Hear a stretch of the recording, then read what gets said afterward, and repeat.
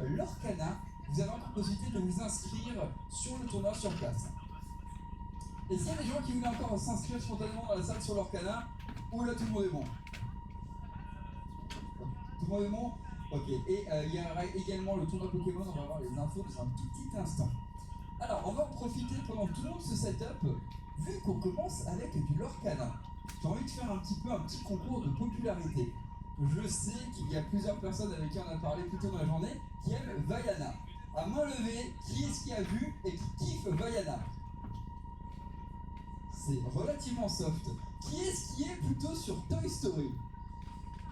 Et qui est-ce qui est sur les grands classiques comme Aladdin, Le Roi Lion? Voilà, on dit les grands classiques, ça commence tout de suite. Voilà, le petit débat un petit peu. Donc, vous voyez au niveau du layout, on a notamment du Hadès avec Hercule, un grand classique qui a initié, qui a fait découvrir la passion de la mythologie grecque à pas mal de monde. Alors, donc on voit les magnifiques deckbox un petit peu custom de chacun. Voilà. Voilà. C'est très stylé. Alors, ce que je vous propose, si Rofelos ça te va, oui. On va tout de suite vous laisser un petit peu, on va lui laisser la parole pour vous expliquer, parce que beaucoup de gens parmi vous collectionnent les cartes, mais ne savent pas forcément comment ça se joue, comment ça fonctionne. Alors je vais vous laisser avec Rofelos qui va faire un topo sur le tournoi de cartes Lorcana et comment ça fonctionne. À tout de suite tout le monde. Merci beaucoup, c'est exceptionnel animateur. Moi, effectivement, je suis donc Rofelos. Je suis un casteur notamment de l'Orcana. J'ai casté les Worlds de l'Orcana la semaine dernière. Ça s'est bien passé et là, on se retrouve près de Mulhouse pour aussi faire un tournoi de cartes. Alors, ils sont une vingtaine dans une salle un petit peu à part. Et on a pris un match au hasard, en l'occurrence deux filles qui vont s'affronter et donc ils vont jouer à l'Orcana. L'Orcana, ça s'est sorti depuis à peu près 2 ans. Et donc, du coup, elles vont jouer un deck construit. Donc, elles ont ramené un deck de 60 cartes avec toutes les cartes disponibles de l'Orcana. Il y a 8 éditions à l'heure où on se parle. Elles vont faire un match, donc, du coup, en 2 rondes, une ronde en 2 manches gagnantes. Ça veut dire que 3 manches gagnantes, pardon. Ça veut dire que, du coup, elles vont faire leur premier match. La personne qui gagne, elle aura 1 point. Puis ils vont faire un deuxième match. Si c'est la même personne qui gagne, du coup, elle aura remporté tout le match, elle aura gagné. Et si jamais c'est son adversaire qui remporte, alors ils font un troisième match. C'est pour ça qu'on appelle ça un 2 et 3, best of 3. Et voilà. Une fois qu'elles auront fini leur match, moi j'interviewerai, je pense, celle qui a gagné. Et puis ensuite, on fera comme ça des rondes toute la journée. Étant donné que comme ils sont une vingtaine, on va faire 5 rondes plus un top 4. Donc en fait, à l'issue des 5 rondes, on prendra les 4 meilleurs et ils feront une sorte de super finale en élimination directe. Voilà. Donc là, elles mélangent leur deck. Elles auront 55 minutes pour faire ce match. Et nous, avec du coup Conan, je crois, il me semble, sur le premier match, on va vous commenter et vous commenter en fait ce qui se passe. C'est-à-dire que quand je castais les championnats du monde, on essayait plutôt de dire ah bah tiens, là je pense qu'avec la carte qu'il a en main, il va faire ci, il va faire ça. Là, on va plus être pour vous expliquer ce qui se passe, que vous voyez à l'écran, avec les différentes cartes qu'on va essayer de vous afficher en français. Le but, c'est que même si jamais vous ne connaissez pas le jeu, on va essayer de vous faire comprendre un peu ce qui se passe à l'écran, pour que vous puissiez un petit peu voir les interactions qu'il y a entre les joueurs et les joueuses. Et ça va être très sympathique, je pense. Mesdemoiselles, vous avez donc mélangé vos decks, c'est ça? Vous avez décidé de commencer? Vous avez fait un toss? Ok, donc là, elles vont tirer au sort pour savoir qui commencera ces premiers matchs. Elles le font en plus grand. Il y a 7 d'un côté et 6 de l'autre. Donc c'est toi qui as gagné. Tu as remporté le toss, comme on appelle ça. Tu décides de commencer? Très bien, donc c'est elle qui va commencer. Tu t'appelles Pong. Ok, et toi tu t'appelles Aurélie. Eh bien, on va vous afficher de toute façon si ce n'est pas déjà le cas. Est-ce que.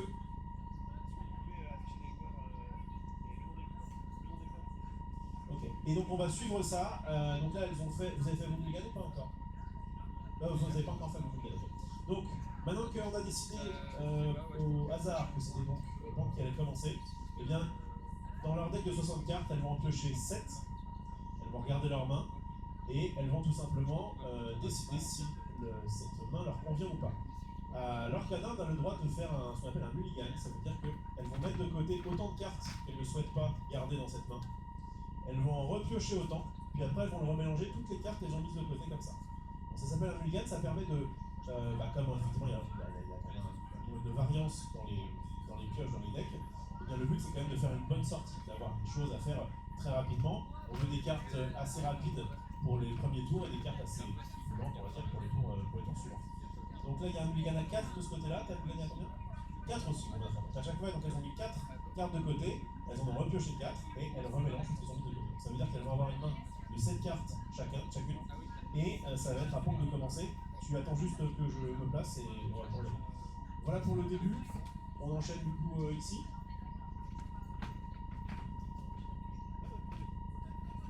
Alors, s'il vous plaît, vous avez vu, on peut applaudir et remercier Rofelos qui va nous accompagner tout au long de la journée, si on peut l'applaudir. Et également, au cast, vous avez Dodan. Est-ce qu'on peut également lui faire un petit honneur d'applaudissement, s'il vous plaît, pour Rofelos et Dodan? Voilà, donc je vais vous laisser entre la main experte pendant ce premier match. Ils vont vous un petit peu revenir sur les bases des règles pendant les 1 ou 2 premiers matchs. Donc si vous ne connaissez pas le jeu, vous connaissez juste Disney et vous ne savez pas comment ça marche, vous inquiétez pas, je vais vous expliquer ça en même temps. Et le but c'est qu'à la fin du week-end, quand vous voyez le game, vous Je sais pas si ça c'est pas. Là je sais ce qui va se passer. Voilà. Allez, donc je vous laisse pour le petit match. À tout de suite tout le monde. Alors est-ce qu'on nous entend du coup? Ça va? Est-ce que vous nous entendez bien? Ça va? Par contre, il y a un souci sur le truc, c'est que c'est inversé les deux trucs. Pang, elle a ce terrain-là et Aurélie, elle a ce terrain-là. Ah, Du coup, pas hyper pratique. il est où? Mister, il y a un souci au niveau des matchs. En fait, on voit pas les bonnes tables. Le tapis c'est inversé, ou alors les caméras sont inversées. En gros, on a Aurélie ici et Pang là-bas. Il y a une petite inversion au niveau des caméras, on va régler ça tout de suite et ensuite on va pouvoir commencer. Mon cher Dodan, c'est la première fois qu'on se rencontre, mais je sais que tu fais du contenu toi sur l'Arcana. Oui, Depuis longtemps. depuis un an et quelques, depuis décembre 2023. Alors juste une petite chose, on est d'accord, le micro c'est celui-ci, c'est pas celui-là? Celui-ci du coup il sert à quelque chose ou pas? Ok. D'accord, ok. Je vais le mettre un peu plus proche, ok. Bon, on peut peut-être prendre le micro-main. Est-ce qu'on a deux micro-mains ou pas? C'est peut-être mieux, ouais. Ça te va ou pas? Je sais pas, j'ai jamais fait. C'est peut-être mieux comme ça. Est-ce que... Marcher comment? Ça marche? Ah oui. 1, 2, 1, 2. Est-ce qu'on nous entend? C'est peut-être mieux comme ça, hein, au niveau du son. Ouais, voilà, on va faire comme ça. On règle évidemment, comme on est en première ronde, on va régler un peu les problèmes techniques. On est d'accord que là, les mains, c'est les bonnes. Pang, tu peux nous faire un petit coucou? Ouais, c'est bon. On est pas mal. Donc, à gauche, on va voir Pang. À droite, on va voir Aurélie. Pour l'instant, je crois pas qu'on ait mis à jour les couleurs des encres, puisque donc il y a 6 couleurs différentes à l'Orcana. Elles ne savent pas, techniquement, ce que l'autre joue. Il y a un peu cet effet de surprise. Donc là, on vous a mis un ce rêve bleu. Voilà. Et parfait. Et donc, Pang, toi, donc, tu as été tiré au sort pour pouvoir commencer. Tu vas pouvoir, donc vous avez fait ce que l'on appelle donc un mulligan. Vous avez donc maintenant 7 cartes en main. Et tu vas pouvoir faire ton premier tour. Et on vous souhaite évidemment bonne chance à toutes les deux. J'ai l'impression que c'est en miroir le... C'est à l'envers, ouais. Ouais, c'est à l'envers. Je l'ai inversé horizontalement. Ah oui, champion, on ne peut pas le lire, ouais, il a l'envers.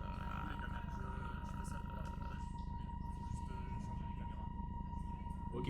Bon, alors pour cette ronde c'est un peu particulier, vous aurez les cartes en miroir. c'est pas très grave, de toute façon on va vous les afficher de façon à ce que vous compreniez ce qui se passe.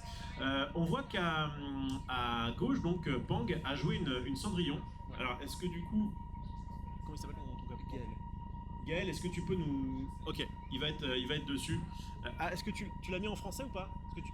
Dans les settings, il faut le mettre en français. C'est bon, ça, c'est Ok, parfait, voilà. On vous affiche une Cendrillon. Bon, elles vont jouer à leur rythme et puis nous on essaiera de les rattraper dès qu'on peut. Cette Cendrillon, elle est sympa, donc elle coûte 1. Alors, quel est le... On va quand même revenir vraiment aux bases fondamentales de l'Orcana. On va avoir dans la main donc 7 cartes et en fait, comme vous avez pu voir, elles mettent des cartes face cachée. Ces cartes face cachée, eh bien, c'est ce qu'on appelle une réserve d'encre et ça leur permet tout simplement de pouvoir invoquer des personnages, n'est-ce pas? Des glimmers, ouais, c'est ça, ouais. Et donc là, les personnages qu'ils ont invoqués, du côté de Pang, on est sur donc Cendrillon, qui a un avantage d'avoir donc ce Mélomane 3. Elle va pouvoir chanter des chansons. C'est ce qui va se passer tout de suite. Voilà, très bonne carte, puisque c'est normalement à l'Orcana en fait, il y a certaines cartes qui s'appellent les chansons, et on va pouvoir incliner nos personnages, Ouais. les épuiser, pour pouvoir chanter ces chansons. Et cette Cendrillon a une particularité, parce que normalement les chansons qu'on va chanter, eh bien c'est uniquement du coût de la carte. Mais cette Cendrillon a Méloman 3, donc elle peut chanter des chansons à jusqu'à 3 d'encre. Et ça c'est vraiment évidemment très fort. Et donc là ce qui s'est passé c'est qu'elle a fait une chanson qui a pu gérer la carte adverse, que j'ai pas vu, qui est partie dans les limbes. Première fin. Ok, une grand-mère Fa qui s'est fait du coup gérer. On est de la part de Pank sur un bon départ, puisque on a eu un tour 1 avec Cendrillon, on a eu un tour 2 avec Monsieur Mouche. Alors ce Monsieur Mouche est un peu particulier, vous avez vu, il a un petit dé dessus, parce que sur sa carte, je sais pas si on peut l'afficher, je sais pas s'il est dessus. Il est en train de Ouais, essayer, je pense. Très bien. On va évidemment vous afficher les cartes le plus possible au plus vite. Mais en gros, ce Monsieur Mouche, il dit que si jamais il est épuisé à la fin d'un tour, enfin de notre tour, eh bien, s'il n'y a pas de capitaine en jeu, s'il n'y a pas de, notamment capitaine Crochet par exemple, eh bien, il va se prendre un dégât, un dommage sur lui. Et donc, au fur et à mesure, il va comme ça baisser sa volonté, puisque comme vous pouvez le voir sur une carte, en haut à gauche, il y a le coup, donc c'est ce qui a été utilisé pour pouvoir jouer ce personnage. À droite, il va y avoir la force et la volonté, c'est ce qui va permettre, la force de pouvoir mettre des dégâts au personnage adverse, et la volonté, ça va permettre, en gros, c'est ses points de vie, quoi. Et ce qu'on voit tout en bas à droite, c'est le lore. Est-ce que tu peux nous expliquer un petit peu ce que c'est? Eh ben, le lore, en gros, le but dans l'Orcana, c'est d'arriver à 20 points de vie. Et la petite icône de lore, en fait, quand on incline un personnage, on a le choix entre attaquer ou faire des actions ou quoi que ce soit, mais on peut aussi les envoyer à l'aventure. Et quand on les envoie à l'aventure, on score le nombre de lore qui est équivalent au petit symbole qu'il y a sur la carte. Et là, du coup, le match-up, a priori, c'est un deck assez connu dans l'Orcana, le Steve Song, contre un archétype qui a un peu plus de mal à s'imposer, le rouge-gris. Et du coup, ça va être intéressant de voir comment ça se passe. Et là, je pense qu'elle a pris un très très bon départ avec son Steve Song. Oui, 100%. Parce que vous avez vu à un moment donné, il y a une réponse qui a été jouée et qui a pu soigner ce monsieur Mouche. Et cette réponse est vraiment très forte. C'est une des meilleures cartes jaunes qui existe à l'Orcana, sachant que c'est une carte du premier set. Et elle permet en fait de soigner ses personnages de 3 jusqu'à 3 dommages. Je sais pas si la réponse jaune peut être affichée. il est au taquet. On va essayer de suivre ça le plus possible. Ouais, pareil, n'hésite pas, faut être de ce côté-là comme ça. En fait, quand il y en a un qui parle, les autres peuvent vous afficher des cartes. Le but, c'est que vous compreniez un petit peu plus ce qui se passe. Donc, cette réponse a soigné ce monsieur Mouche, elle a réussi à piocher. Et là, ce qui est en train de se passer, c'est qu'il y a ce rêve bleu qui est en train d'être résolu. Ce rêve bleu, en plus, elle a une carte magnifique, puisqu'elle a été, de ce que je vois, illustrée. Eh bien, ça permet de faire défausser aux deux joueurs leurs mains et de repiocher cette carte. Donc là, Pang a vraiment une sortie qui est parfaite, puisque elle a pu... De quoi? Pas tout à fait parfaite parce qu'elle n'a pas pu chanter sur la bleu. Oui, c'est vrai qu'elle a dû le faire de sa main. Ce rêve bleu est une carte qui peut se chanter, donc avec un personnage qui par exemple aurait Méloman 5 ou aurait 5 de coups. Et donc là, elle a pu défausser toute sa main, repiocher. Et ce qui est trop bien, c'est que non seulement elle a l'avantage sur le terrain, sur le board, mais en plus de ça, là, elle a récupéré, on va dire, maintenant elles sont à peu près égales au niveau des mains. On a en face Aurélie qui a mis un mouchou. Mouchou qui est arrivé assez récemment dans l'Orcana, qui vient évidemment du film Mulan. C'est la carte qui porte un peu l'archétype Ouais, rouge-jaune. tout à fait. On va encore une fois essayer de faire en sorte de vous afficher les cartes dès que... Voilà, nickel.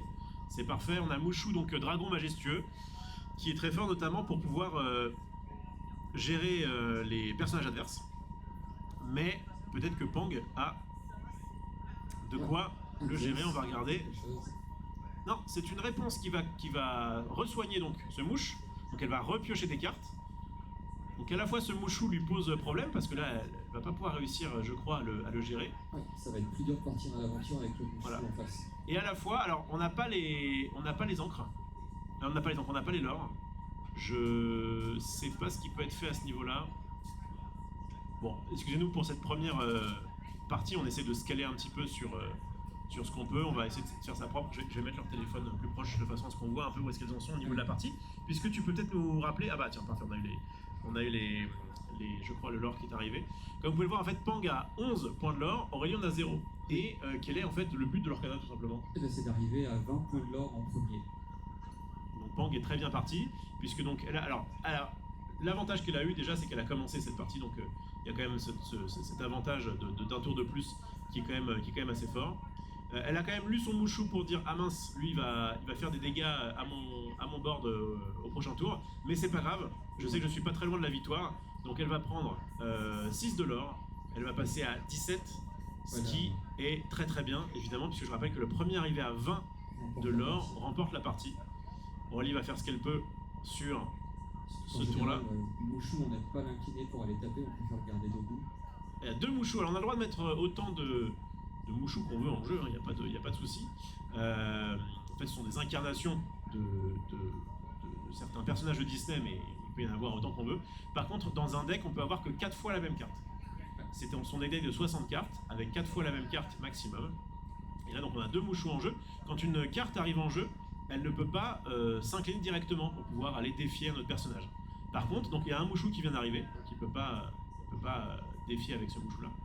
Par contre, avec l'autre qui était là depuis un tour, et bien là, elle peut aller faire des dégâts. Et elle décide visiblement Ouais, d'aller voilà, faire des dégâts. d'aller sur faire la des dégâts réponse. sur la réponse de façon à l'entamer. Le problème, c'est que alors, vous voyez pas spécialement, si vous voyez à gauche, puisque on a la carte réponse qui est mise sur votre côté gauche là, et bien elle est 1-5, donc elle a 5 de volonté, ce qui veut dire que elle a résisté. Et là, comme Pang est à 17 et peut incliner toutes ses cartes, et bien elle va passer à 20. On peut applaudir Pang, notre première la vainqueur de cette premier match de l'Orcana. Alors elle a eu une très bonne sortie, elle a commencé, mais comme je vous le dis tout à l'heure, c'est du BO3, ça veut dire que c'est en 3 manches gagnantes, quoi, 2 manches gagnantes. On va dire 2 manches gagnantes, mais c'est du best of 3, donc ça veut dire au meilleur des 3 matchs, voilà, grosso modo. Ce qui veut dire que, eh bien, elles vont rejouer. Et donc là, c'est Aurélie qui va décider qui commence. Généralement, on commence à l'Orcana. Donc, on va voir ce que vaut le deck d'Aurélie sur une sortie peut-être un peu moins agressive de la part de Pang, et surtout sur le fait d'avoir commencé du point de vue d'Aurélie. Alors, je vais mettre à jour les encres. Modifier les couleurs des decklists par contre. Ouais, ça bagarre, tu fais comme ça? Ouais, mais ça, sur mon overlay à moi, c'est bloqué. C'est-à-dire, tu vois, quand j'appuie comme un fou, il se passe rien. Et bah écoute, on va. Bon, Tu t'en occupes? mais T'en occupes? c'est galère de mettre les cartes en même temps. Sur les Ouais, deux on est joueurs, d'accord ça- que t'es bien en français, hein? Ouais, c'est bon, je suis passé français. Mais ça tu vois, marche. quand je change C'est bon, trucs, regarde. il se passe rien. Quoi. Ouais, mais moi, il se passe rien. Je peux appuyer autant de fois que je veux. Ok, d'accord, pas de soucis, pas de soucis. Bah écoute, ça de toute façon, c'est un détail. Ouais. Et pour les cartes, effectivement, bah, comme c'était le premier match, c'est compliqué. Hésite pas dès qu'il y a une carte qui est mise à la chercher. Et effectivement, les avoir en alternance. Ok, voilà. Et puis après, on fait au mieux. Ah ouais? Ça, bah là, c'était le premier match, on a réglé quelques trucs. On a quelques petites. Ouais, là, l'image est encore en miroir. On va essayer de changer ça au prochain match. Et puis voilà, toi ça va? Bah ouais. T'es quand même la plus belle. Ouais, c'est pour ça qu'en fait on fait pas on commande pas la main. On commande ce qui se passe. Et en fait ça va parce que là, ouais, et là en fait c'est surtout on essaie d'expliquer ce qui se passe. Donc ah là il va surfaire ci, il va surfaire ça. Voilà.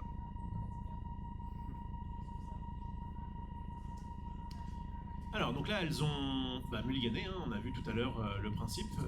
Alors qu'Anna on a le droit à l'erreur, on a le droit d'avoir une main de départ qui est pas forcément terrible, et on a le droit de récupérer, de prendre autant de cartes qu'on veut de sa main. Je rappelle que c'est des mains de 7 cartes. En fait on est sur des decks qui ont 60 cartes, alors minimum, elles peuvent en mettre un petit peu plus mais c'est pas conseillé. Le but est d'avoir évidemment la meilleure stabilité possible. Ça veut dire qu'il y a beaucoup de cartes, là, notamment dans le deck de Pang, qui sont en 4 exemplaires, de façon à pouvoir les récupérer un maximum et de faire à peu près à chaque partie le même genre de sortie en tout cas. Alors, ce sera jamais toujours avec les mêmes cartes, il va se passer pas mal de petites choses différentes, mais en tout cas on essaye de lisser les sorties, de les rendre le plus stable possible, tout à fait. Donc les mulligans ont été faits. Je rappelle que donc Pang est à... toujours pas le bon... Ah si, c'est bon. Pang est à 1-0 dans cette manche. Mais donc là, on revient à 0-0 en termes de lore. Donc le lore, je rappelle que c'est en gros les points de victoire de l'Orcana. Et Aurélie va pouvoir commencer son premier tour. Donne Oui. tout. Vas-y, on te regarde. Aurélie qui a un peu subi sur la game d'avant et qui va peut-être maintenant plus donner le tempo de la partie. Avec dès le tour 1, alors qu'elle n'avait pas de tour 1 au dernier tour, une Mulan. Voilà, si vous aimez bien... Ouais, si vous aimez bien le personnage de Mulan, on a celle-ci qui est intéressante. Et voilà, Mulan, soldat déguisé. Lorsque vous voulez ce personnage, vous pouvez piocher une carte puis en défausser une. Je sais pas si elle l'a fait, j'ai pas pu le faire. Mais en tout cas, c'est une carte qui est une 2-1. Donc comme vous pouvez le voir, en fait, je répète, le chiffre en haut à gauche, là on le voit sur la Cendrillon, c'est le coût de la carte, combien d'encre ça va récupérer. Elles peuvent poser qu'une encre par tour. Donc en fait, à chaque tour, elles vont mettre une carte de leur main retournée. Et c'est ce qui va en gros leur servir de ressources, tout simplement.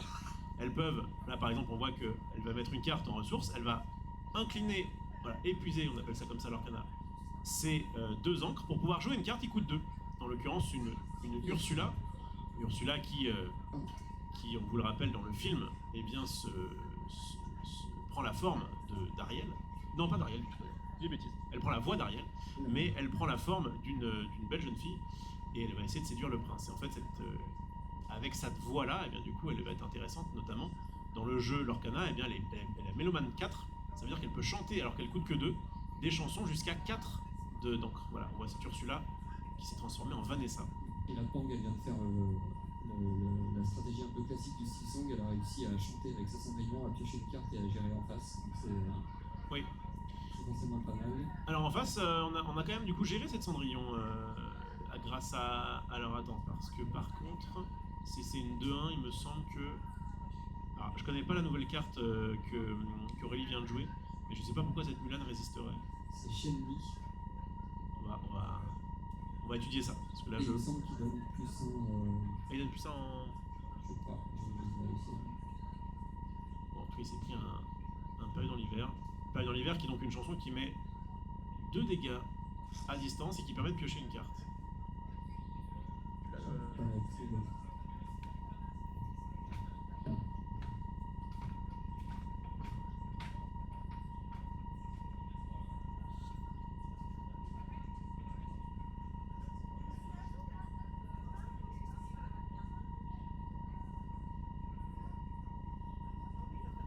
Voilà, c'est bien ce que je pensais, il y avait un petit souci sur le, sur le banc, étant donné que on avait cette Mulan qui était 2-1, donc 2 en force et 1 en volonté.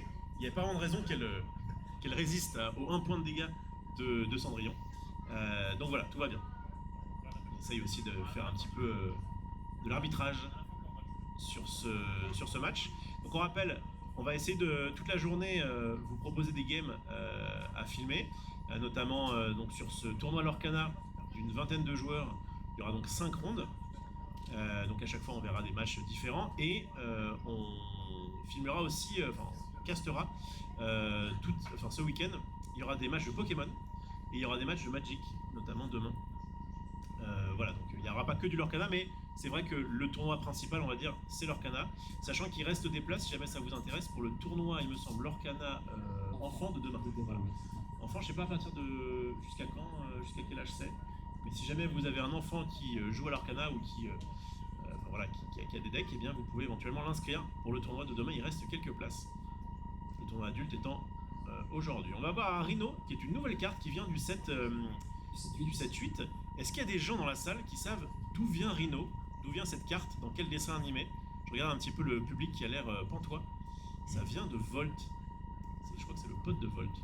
Et donc ce Rhino, qui en fait n'est pas du tout un rhinocéros, mais un hamster, c'est Disney, eh bien, est une nouvelle carte qui vient de sortir, hein, le 7-8. Oula, oh là là, le Rhino appelé la SPA puisque il vient de se faire cramer. Donc là, Aurélie a fait un feu du dragon qui est une carte pour 5 qui a tout simplement dit bannissez le personnage adverse. Et donc là, ce Rhino, même s'il avait résistance, même s'il était intéressant, eh bien, il s'est fait brûler. Regardez, feu du dragon, choisissez un personnage et bannissez-le. Elle n'a eu aucune pitié pour ce hamster qui s'est fait. Rhino, normalement, il est pas mal parce qu'il en résiste tout tant qu'il a pas de dégâts. Ça peut être assez dur à aller chercher. Elle a dit j'en veux pas, ça m'intéresse pas. Donc on voit quand même que Aurélie en cette partie est quand même moins bien partie, mieux, comment dire. Elle a une meilleure sortie que tout à l'heure, et notamment le fait que Pang n'ait pas commencé, ça a permis à Aurélie d'installer un petit peu son jeu, de gérer un petit peu les cartes adverses, et donc ça, au moins c'est moins à sens unique, quoi. C'est vrai que tout à l'heure, Pang a survolé la game. Instruction qui sort dans l'ordre, de toute façon assez compliqué, je pense. Ouais, alors on parle de style song en fait. Est-ce que tu peux nous expliquer un petit peu pour ceux qui ne connaîtraient pas le jeu ce que ça veut dire? Oh, attends, d'abord on va quand même revenir sur ce play puisque on a une Ariel qui à la base était vous avez vu, une chanteuse exceptionnelle comme vous pouvez le voir sur la gauche et qui en fait s'est fait shifter. Oh, parfait, la carte qui arrive.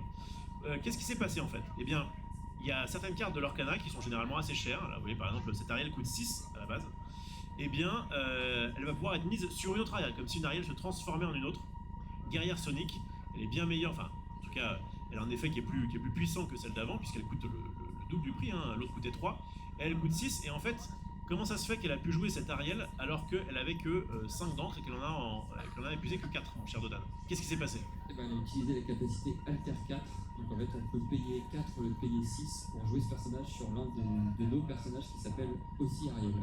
Exactement. Et la chose intéressante, c'est que du coup, quand elle arrive comme ça, elle n'a pas besoin de sécher, elle peut tout de suite être utilisée pour faire quelque chose. Et oui, parce que normalement, les cartes, comme c'est le cas pour le Mouchou, ton pire cauchemar là qu'on a vu sur jouer du point de vue d'Aurélie, il aurait bien aimé pouvoir défier directement, mais il ne pouvait pas puisque chaque carte, à moins d'avoir une capacité spéciale qui s'appelle la charge, doit sécher, c'est-à-dire que... Oula. Ouais. Voilà, attends, là il s'est passé quelque chose, je te laisse nous commenter, c'est allé très Là, vite. il y a un très bon play de Pang, du coup elle a joué un Navin. Donc Navin, en fait, quand il arrive en jeu, il permet de jouer une chanson gratuitement. Et là, bah, c'est parfait, elle a pu jouer Ce rêve bleu, une chanson qui coûte 6 ou moins. Et du coup, en jouant Ce rêve bleu, elle peut refaire sa main et prendre un petit peu d'avantage sur la partie. Exactement, donc ce Prince Navin, joueur de ukulélé, comme on peut le voir en bas de la carte, vous voyez le petit symbole doré, ça veut dire que c'est une légendaire, c'est le niveau de rareté maximum à l'Orcana, donc c'est une carte qui, souvent en tout cas les cartes légendaires peuvent être un petit peu plus puissantes, et là c'est le cas puisque ce Prince Navin permet de chanter automatiquement une chanson, donc on joue gratuitement une chanson, et en plus on pourrait dire ok c'est bien mais du coup on va perdre de l'avantage en carte dans la main, mais comme la chanson qui a été chantée c'est Ce rêve bleu, eh bien elle a fait comme tout à l'heure, c'est-à-dire qu'elle a refill sa main, elle a récupéré une main de cette carte. C'est très bien. Plus ardent que le feu des volcans était une carte qui permet de gérer les personnages adverses, puisque elle a infligé autant de dommages que le personnage que vous avez en jeu, en l'occurrence, c'était 3. Alors je sais pas trop ce qui s'est passé, il y a eu un petit... Ah d'accord, juste En fait, elle a tapé. on leur dit juste de mettre leur deck et leur défausse de façon visible. Donc en gros, Aurélie était quand même plutôt bien partie en cette game, Pang est quand même pas mal revenu, notamment, alors comme tu disais tout à l'heure pour parler de style song, c'est en fait un deck qui est un des meilleurs decks du format depuis très longtemps. Oui. Style comme acier, song comme chanson, en gros le but c'est que ce deck qu'a Pang, à savoir un jaune gris qui joue notamment pas mal de chansons, est un des meilleurs decks du format depuis très longtemps à l'Orcana, alors qu'Aurélie nous propose quelque chose de plus original, parce que le gris-rouge est assez peu joué en compétition. On voit qu'il a un petit peu plus de mal, mais il a notamment des avantages comme toute la clique de Mulan, hein, j'allais dire, donc les Mouchous, les Shangli, et les Milan. Ouais. Donc, au niveau du lore, pour savoir à peu près où ça en est au niveau de la partie, on va regarder bien en haut à gauche et en haut à droite, à côté de leur nom, il y a un numéro, en l'occurrence 5 pour Pang et 3 pour Aurélie. Et je rappelle que c'est le premier qui est arrivé à 20 de l'or qui gagne la partie. Donc là en fait, elles sont pas très hautes, mais alors que la partie est quand même bien avancée. C'est normal. L'Orcana au départ ça va surtout être, je vais gérer un petit peu ton board, donc le board c'est le jeu quoi. Et en gérant ça, là on peut voir que voilà, à partir de maintenant, Pang peut aller à l'aventure de façon beaucoup plus simple, puisqu'il n'y a pas de carte en face pour pouvoir la gérer. Et comme vous le voyez sur la gauche des cartes, parce qu'elles sont en miroir, eh bien elles ont un certain point de l'or, et donc là elle a gagné 4 de l'or d'un coup, et elle est déjà à 9, et ça va beaucoup plus vite. C'est pas impossible que dans 2 tours la partie soit finie, étant donné que Pang a récupéré maintenant des cartes en jeu qui pourront aller à chaque tour à l'aventure, alors que Aurélie doit se reset-up, doit remettre des cartes qui du coup en plus ne peuvent pas faire de choses directement, sauf, ça me fait mentir, puisque cette Mulan va avoir charge il me semble. Oui, c'est ça. Ce qui lui permet, donc comme il y a marqué à droite, là vous voyez en bas à droite, Mulan tout juste sorti de l'entraînement, et bien c'est une 4-3 pour 4 et qui a charge, donc ce personnage peut défier le tour où il est joué. C'est pour ça qu'elle a pu directement aller chercher son Navin. C'est plutôt bien parce que là je pense que dans 2 tours ça va être un peu compliqué pour Aurélie si elle a du mal à gérer les bêtes adverses qui là vont lui proposer pas mal de points de l'or. Voilà, Pang qui décide de pas aller à l'aventure avec cette Ursula, mais plutôt de gérer, grâce à Kansuzo sur Vanzeus, la carte adverse. Et on est plutôt bien sur du point de vue de Pang. Qu'est-ce que tu en penses? Oh là là, Je pense ça. que oui. Je pense Tu que peux faire une petite réponse? ça va être dur pour le rouge gris de revenir, surtout que le rouge gris il a besoin de poser un board avant de pouvoir faire quelque chose. Et le Simpson, ce qu'il adore, c'est détruire le board adverse Eh oui. sans prendre de trade. Donc ça va être, je pense, très compliqué. Aurélie qui va essayer quand même de se défendre, qui met un Shenpo qui vient aussi donc du film Mulan. Pourquoi elle l'incline? Eh bien parce que ce Shenpo a rempart. Rempart, ça veut dire que il va pouvoir s'incliner directement quand il arrive, et ce qui permettra de défendre entre guillemets. Mais j'ai l'impression, mon cher Dodan, si mes calculs sont bons, et que je vois 7 de l'or sur le bord, et que 13 de l'or sont à Pang, je pense. Hein. Je veux pas m'avancer, hein, mais il me semble qu'en inclinant tout, c'est une victoire de Pang. Bravo, on peut l'applaudir. 2-0, propre et net pour Pang qui serre évidemment la main de son adversaire qui n'a pas démérité. On va aller interviewer Pang. On remercie évidemment Aurélie d'avoir fait ce qu'il a pu tout simplement. Pas forcément évident. En vrai, ça m'intéresse d'avoir les deux comme on a un petit peu de temps. On va interviewer les deux personnes. Donc on les laisse tranquillement ranger leur deck. Et puis on va interviewer les deux personnes pour savoir un petit peu ce qu'elles ont pensé de leur match, même si c'était un petit peu à sens unique, mon cher Dodan. On a effectivement un jeu, comme on le disait, qui est très méta. Méta, ça veut dire qui est très joué en compétitif. Voilà. Alors qu'Aurélie est plus venue avec un deck de cœur, j'imagine, qui forcément, statistiquement en tout cas, va avoir un peu plus de chance, un peu moins de chance qu'un deck qui est. En fait, le deck de Pang a été joué il y a une semaine au championnat. Enfin, pas forcément à la carte près. Mais ce type de deck-là a été joué au championnat du monde.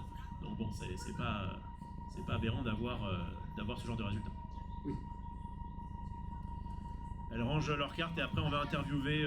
Bon, on va peut-être commencer par la première qui a fini. Vous venez me voir et puis Dodan va gentiment laisser sa place de façon à ce que je puisse interviewer ces deux filles qui jouent à l'Orcana. Il y a eu pas mal de filles d'ailleurs dans ce tournoi, puisque je crois que sur 20 personnes, on doit être à peu près à 7 ou 8 filles, ce qui est vraiment cool. L'Orcana est vraiment un jeu qui a ramené pas mal de féminité dans le monde TCG, et ça fait très plaisir. Et on va accueillir Aurélie, qui malheureusement a souffert un petit peu. Elle va nous expliquer un petit peu tout ça.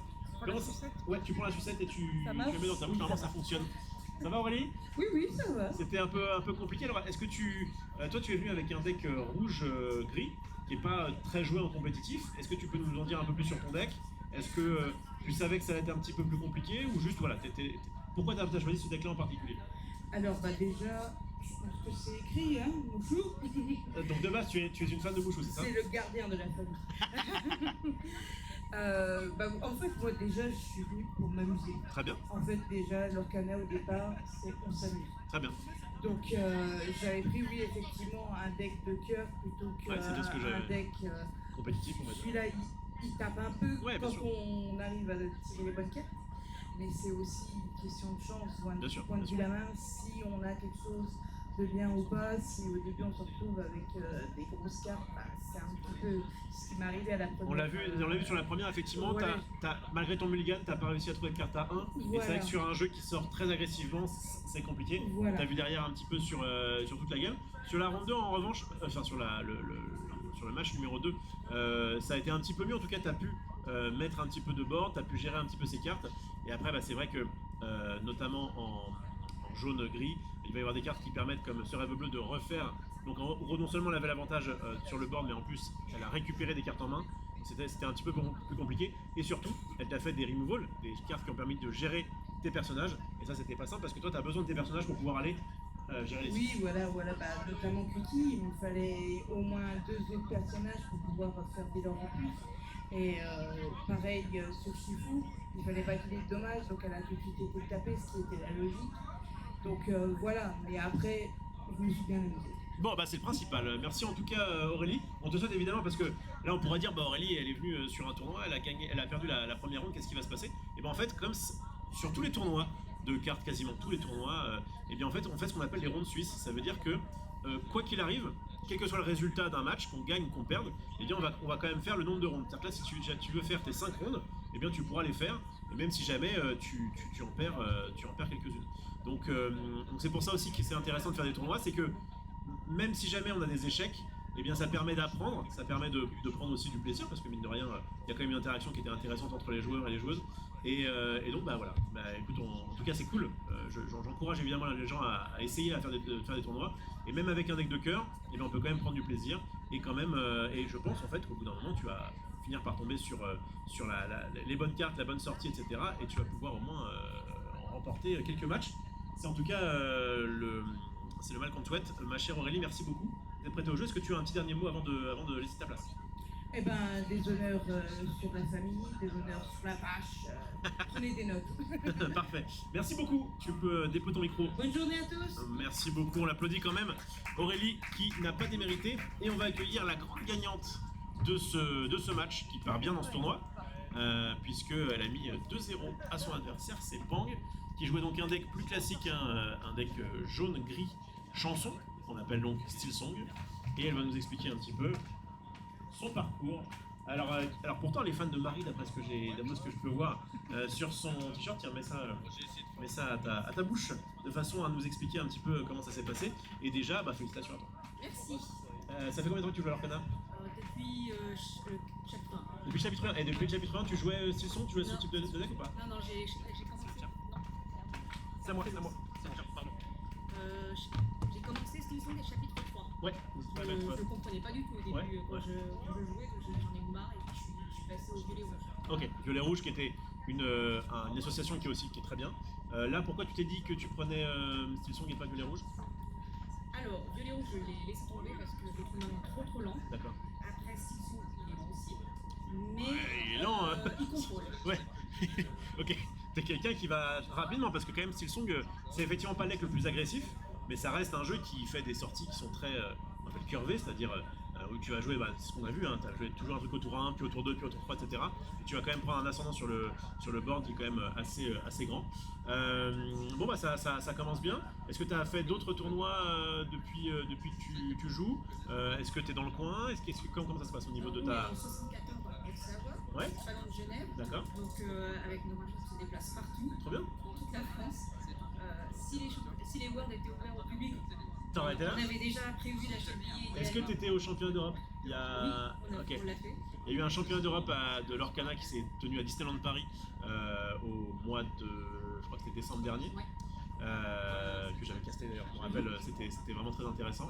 Et donc tu avais fait la Last Chance, t'avais pas réussi à passer? Non, Simpson contre le Bleu Rouge. Ah, c'était compliqué effectivement. Il y a ce qu'on appelle des match-up dans les TCG, c'est-à-dire des matchs qui sont difficiles à gagner.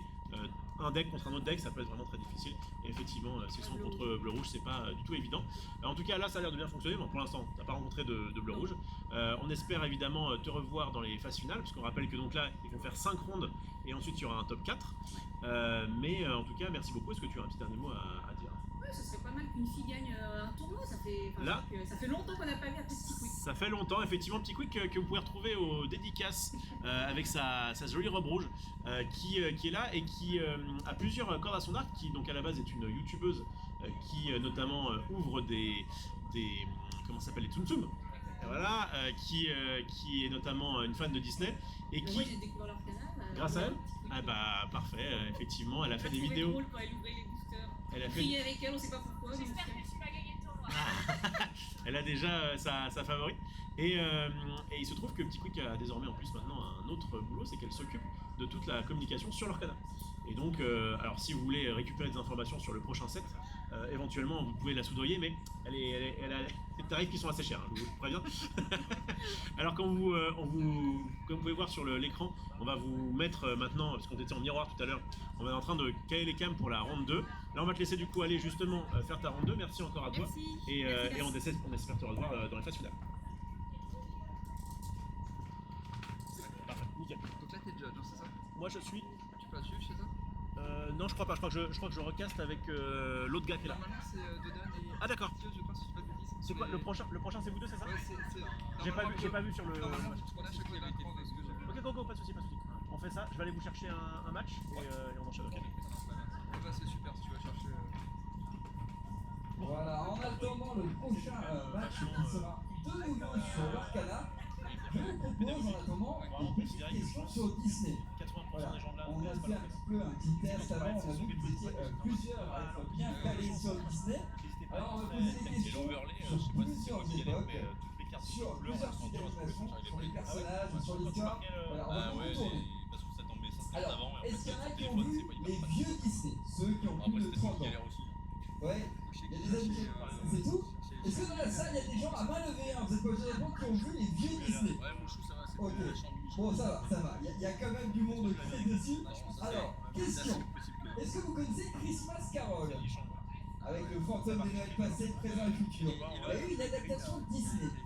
Est-ce que vous savez qui jouait le héros gentil et le terrible Monsieur Scrooge? Donc ouais, n'hésitons pas à être À main levée, est-ce que vous savez qui jouait Monsieur Scrooge? Ouais, vraiment, je Le considère. terrible avare qui était très... Bon bah, on va pas redire à chaque C'est Picsou.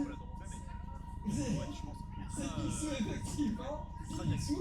Et Mickey jouait son employé qui avait un enfant très malade. Et dans le dessin animé, le court-métrage, l'enfant de Mickey mourait de faim, littéralement. Et c'est là où Picsou, justement, à la terrible remise en question, ils reviennent la journée d'avant. Et là, il comprend qu'il faut avoir un peu le cœur sur la main, que les gens se souviennent de vous tel que vous êtes. Alors, on va faire une autre petite question. Est-ce qu'il y en a qui ont vu Wall-E à main levée? Wall-E. Ok, Wall-E, je sais qu'il y a beaucoup de fans. Est-ce que vous savez pourquoi le personnage principal s'appelle Wall-E? Alors, c'est Walter, et pourquoi le I? Parce que son deuxième prénom c'était Elias. Walter Elias Disney, effectivement. Bien joué, bien joué. Alors, dans le même registre, vous avez vu Fantasia? Fantasia, c'était celui qui était en film musical, ambiance extrêmement particulière. Vraiment, on aime, on n'aime pas, mais on peut laisser un truc, c'est qu'il est unique. Hein. Vraiment très bizarre celui-là. Et il y a un vieux sorcier dedans. Est-ce que vous savez comment s'appelait le vieux sorcier dans Fantasia? Exactement. Et pourquoi Yensid? Bien joué, oui. Yensid, c'est donc Disney à l'envers. On va poser une autre question un petit peu sur les personnages, mais beaucoup plus simple. Est-ce qu'il y en a parmi vous qui ont vu les 101 Dalmatiens? Un énorme classique. Alors, comment s'appelle le papa et la maman dalmatien? Qui l'a? C'est Pongo et Perdita, effectivement. Pongo et Perdita, qui sont les Dalmatiens, qui ont eux-mêmes été des parents de combien de petits? 99. Voilà, Pongo et Perdita qui ont eu leurs 99 petits fieux. Alors, là, je vais voir s'il y a des gens qui sont vraiment très calés. Est-ce que vous savez quelle était la formule magique de Mary Poppins?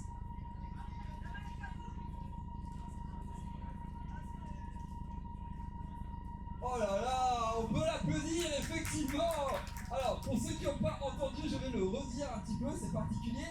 Alors, c'est supercalifragilistique-expédiartiostulus. Voilà, c'est vénère, hein, c'est vénère comme formule et s'en souvenir par cœur. Il faut l'avoir vu combien de temps pour s'en souvenir, quoi? Ok, ouais, pas mal de fois, effectivement. Alors, question. Vous savez que Mickey, il a commencé avec Steamboat Willie. Le tout premier où il est, voilà, il est dans un petit bateau et tout ça. Mais à l'origine, au tout début, qui est-ce qui prêtait sa voix à Mickey? Avant d'avoir un comédien de doublage attitré, quelqu'un faisait sa voix. Pardon? C'était Disney lui-même, bien joué. Et quels étaient les premiers mots de Mickey? Il avait dit 2 mots.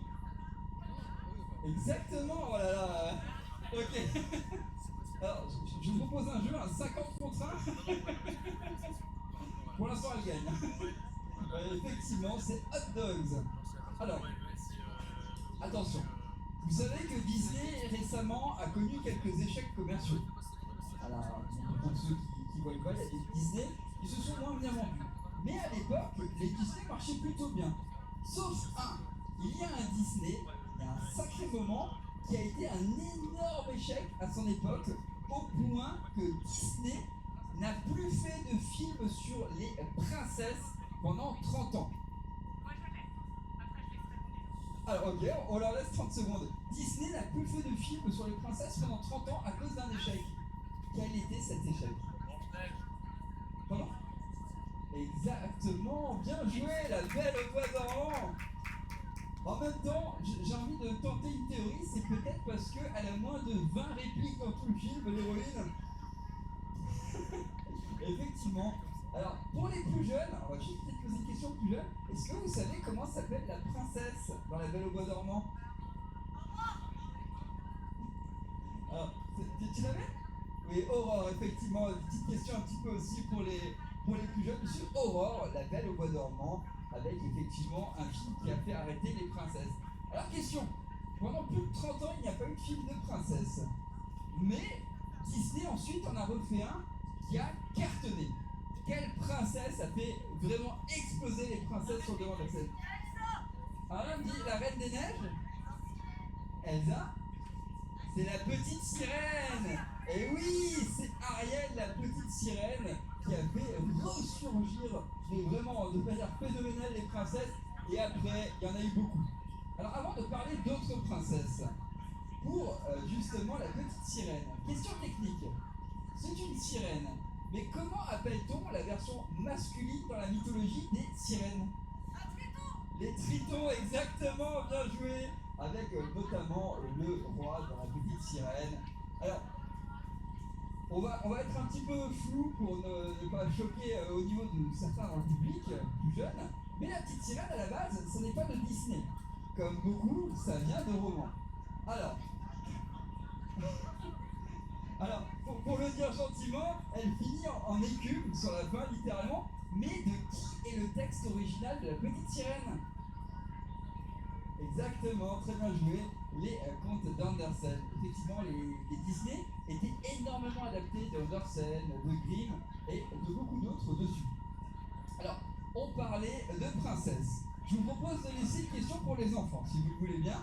Alors, pour les enfants, est-ce que, à main levée, vous avez vu Aladdin? Oui, vous avez vu. Alors, j'ai deux questions. Pour les enfants, comment s'appelle la princesse dans Aladdin? Jasmine, vous pensez? Effectivement. Et la chanson qu'elle a quand elle est sur le tapis, est-ce que vous vous rappelez comment elle s'appelle? Le rêve bleu, effectivement, c'est voilà, c'est le rêve bleu, ce rêve bleu, donc on entend chanter. Alors, question un petit peu plus technique, quoique. Comment il s'appelle le singe dans Aladdin? Abou, effectivement, Abou, le singe, le petit singe. Et Abou, il a fait une grosse bêtise dans la caverne. Qu'est-ce qu'il a fait? Ouais, il a pris le rubis géant qui a déclenché justement cette séquence. Alors, c'était une des premières animations entièrement en images de synthèse avec la caverne, mais ce n'est pas la première. Attention, deux questions. Quel est le premier long métrage avec intégralement des images de synthèse dans le film? Quel film de Disney a été intégralement tourné avec des images de synthèse et c'était une grande première? Alors là, j'entends le Roi Lion, avant Toy Story. Il y avait aussi des acteurs filmés, mais il y avait 90% du film qui était composé avec des images de synthèse. Un film filmé à la base. Ah, c'est un petit peu plus technique. On recherche un long métrage Disney avec des images de synthèse. Il a eu droit, ce film, à une suite remake environ 30 ans après. Non, c'était pas ça. Personne là? Quel film de Disney était quasiment intégralement en images de synthèse? Images de synthèse à l'époque. On parle d'un film qui a environ 40 ans. Si je vous dis que dans le remake slash suite, la musique est faite par Daft Punk. Ouais, c'est Tron, effectivement. Tron, très bien joué, on peut l'applaudir, hein, parce que c'était une très belle réponse. Effectivement, c'est Tron. Mais alors, quel film était le premier à avoir des images utilisées numériquement pour les effets spéciaux? Non, avec des effets spéciaux, pas intégralement réalisés. C'est un vieux film de Disney qui est très méconnu. Si je vous dis Taram, Tam et le chaudron magique, bien joué. Bon là on était sur des questions un petit peu plus techniques, on va revenir un petit peu sur d'autres petites questions. Je propose une question que pour les enfants, si vous voulez bien. Dans la petite sirène, comment s'appelle son ami poisson? Oui? Bravo, c'est Polochon, effectivement. Polochon. Est-ce que vous vous rappelez également du nom du crabe? Sébastien. Sébastien. Alors, est-ce que parmi vous, dans les fans de Pokémon, il y en a qui ont appelé leur Krabi Sébastien? En hommage. Voilà. Ah, il n'y en a que deux, on est que deux à avoir appelé des Krabi Sébastien, d'accord, ok. Effectivement, on a le petit joie d'avoir Sébastien le crabe. Et la chanson qui est principalement chantée par Sébastien, elle s'appelle comment? Sous l'océan, effectivement, sous l'océan, une musique qui a... Oh. Ah, c'était pas le chanteur La Ville? Non? C'était qui? Honnêtement, je le sais. Ok, bah... Fan de la petite sirène, du coup? Parce que ça, bien joué, effectivement. Alors, la petite sirène, qui a été un énorme carton. On a eu ensuite, effectivement, le plaisir d'avoir Aladdin, qui a marqué toute une génération. Mais à la même époque, il y a eu le premier film de Disney long métrage carton sans aucun humain. Quel est le premier long métrage Disney qui a été un succès phénoménal sans aucun humain? Le Roi Lion, effectivement, le Roi Lion. Bien joué. Ouais, parce que même dans Bambi, il y a toujours un humain, un chasseur, quelque chose qui apparaissait. Pardon? J'entends pas parler. Ouais, c'est vrai que techniquement, c'est Robin des Bois qui est exceptionnel. Hein. Je le recommande. Je sais que beaucoup n'ont pas vu Robin des Bois parce qu'il est un peu d'époque. Parce que les plus jeunes connaissent peut-être la petite musique qu'on entend souvent sur Insta et TikTok. Bah, c'est une version accélérée d'une chanson de Robin des Bois qui est une très très belle chanson. Mais du coup, oui, le Roi Lion, aucun humanoïde. Allez, vite fait, il y a Rafiki un petit peu qui se tient un peu en humanoïde. Le Roi Lion, est-ce que vous savez que le Roi Lion, c'est un succès énorme? Eux, ils s'attendaient à ce que ce soit un petit film, un petit peu comme ça, entre deux blockbusters, et ça a été un de leurs plus grands succès. Est-ce que vous savez qu'est-ce qui a très fortement inspiré le Roi Lion? Alors, ouais, bah, vous m'avez donné les deux réponses. Je suis assez d'accord. À la base, en fait, il y avait un film de Ghibli, Le Roi Léo. Ah, il y a le débat Ghibli. Et du coup, il y a Le Roi Léo. Le Roi Léo, c'était un film, c'est la même histoire, la même intrigue, sauf que ils ont adapté une intrigue de Hamlet, une intrigue shakespearienne. Et en fait, les relations père-fils shakespeariennes avec l'histoire du Roi Léo, ben, en fait, ils s'y attendaient pas et ça a été un carton absolu. Du coup, comme beaucoup de films à l'époque, il y a eu un numéro 2, un numéro 3, etc. Alors, attention, je vais demander à tout le public, surtout les plus jeunes, je vais compter 1, 2, 3. Après 3, vous allez me dire dans le Roi Lion, quelle est la formule magique pour être heureux dans la vie? Vous l'avez? Alors, 1, 2, 3, Hakuna Matata! Hakuna Matata qui est chanté bien évidemment par notamment, comment ils s'appellent les deux amis? Timon et Pumba, effectivement, Timon et Pumba qui sont vraiment des porte-étendards de la joie de vivre et du bonheur. Ah, je ne sais pas si certains parmi vous le savez, mais Timon et Pumba, ils avaient fait des petits courts-métrages à l'époque dessus, et il y avait notamment un épisode où Pumba est amnésique. Et en fait, ils essaient de lui faire ramener la mémoire. Et du coup, à la fin de l'épisode, grâce à un éclair, je ne sais plus exactement comment, il s'en souvient, et il y a Pumba qui fait 1 et 1, ça fait 2, tu t'appelles Timon, ça y est, je me souviens de tout. Voilà, c'est vraiment les deux choses que retient justement Pumba dedans. Pumba, alors, est-ce que les plus jeunes, vous savez quel animal est Pumba? Exactement, un phacochère, très bien joué.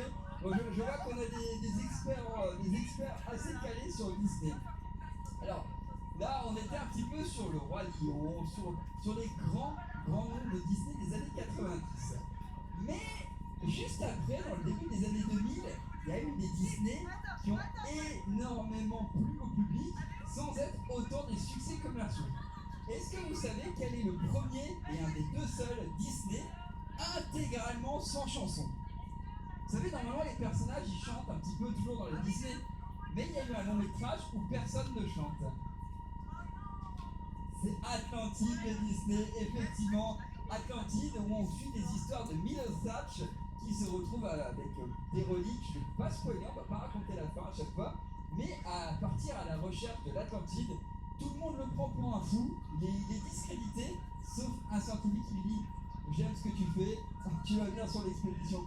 C'est notamment très fortement inspiré de Stargate, le film, avec le professeur Jackson, qui fait partie de l'expédition au dernier moment, parce qu'il a pensé à pierre à l'édifice.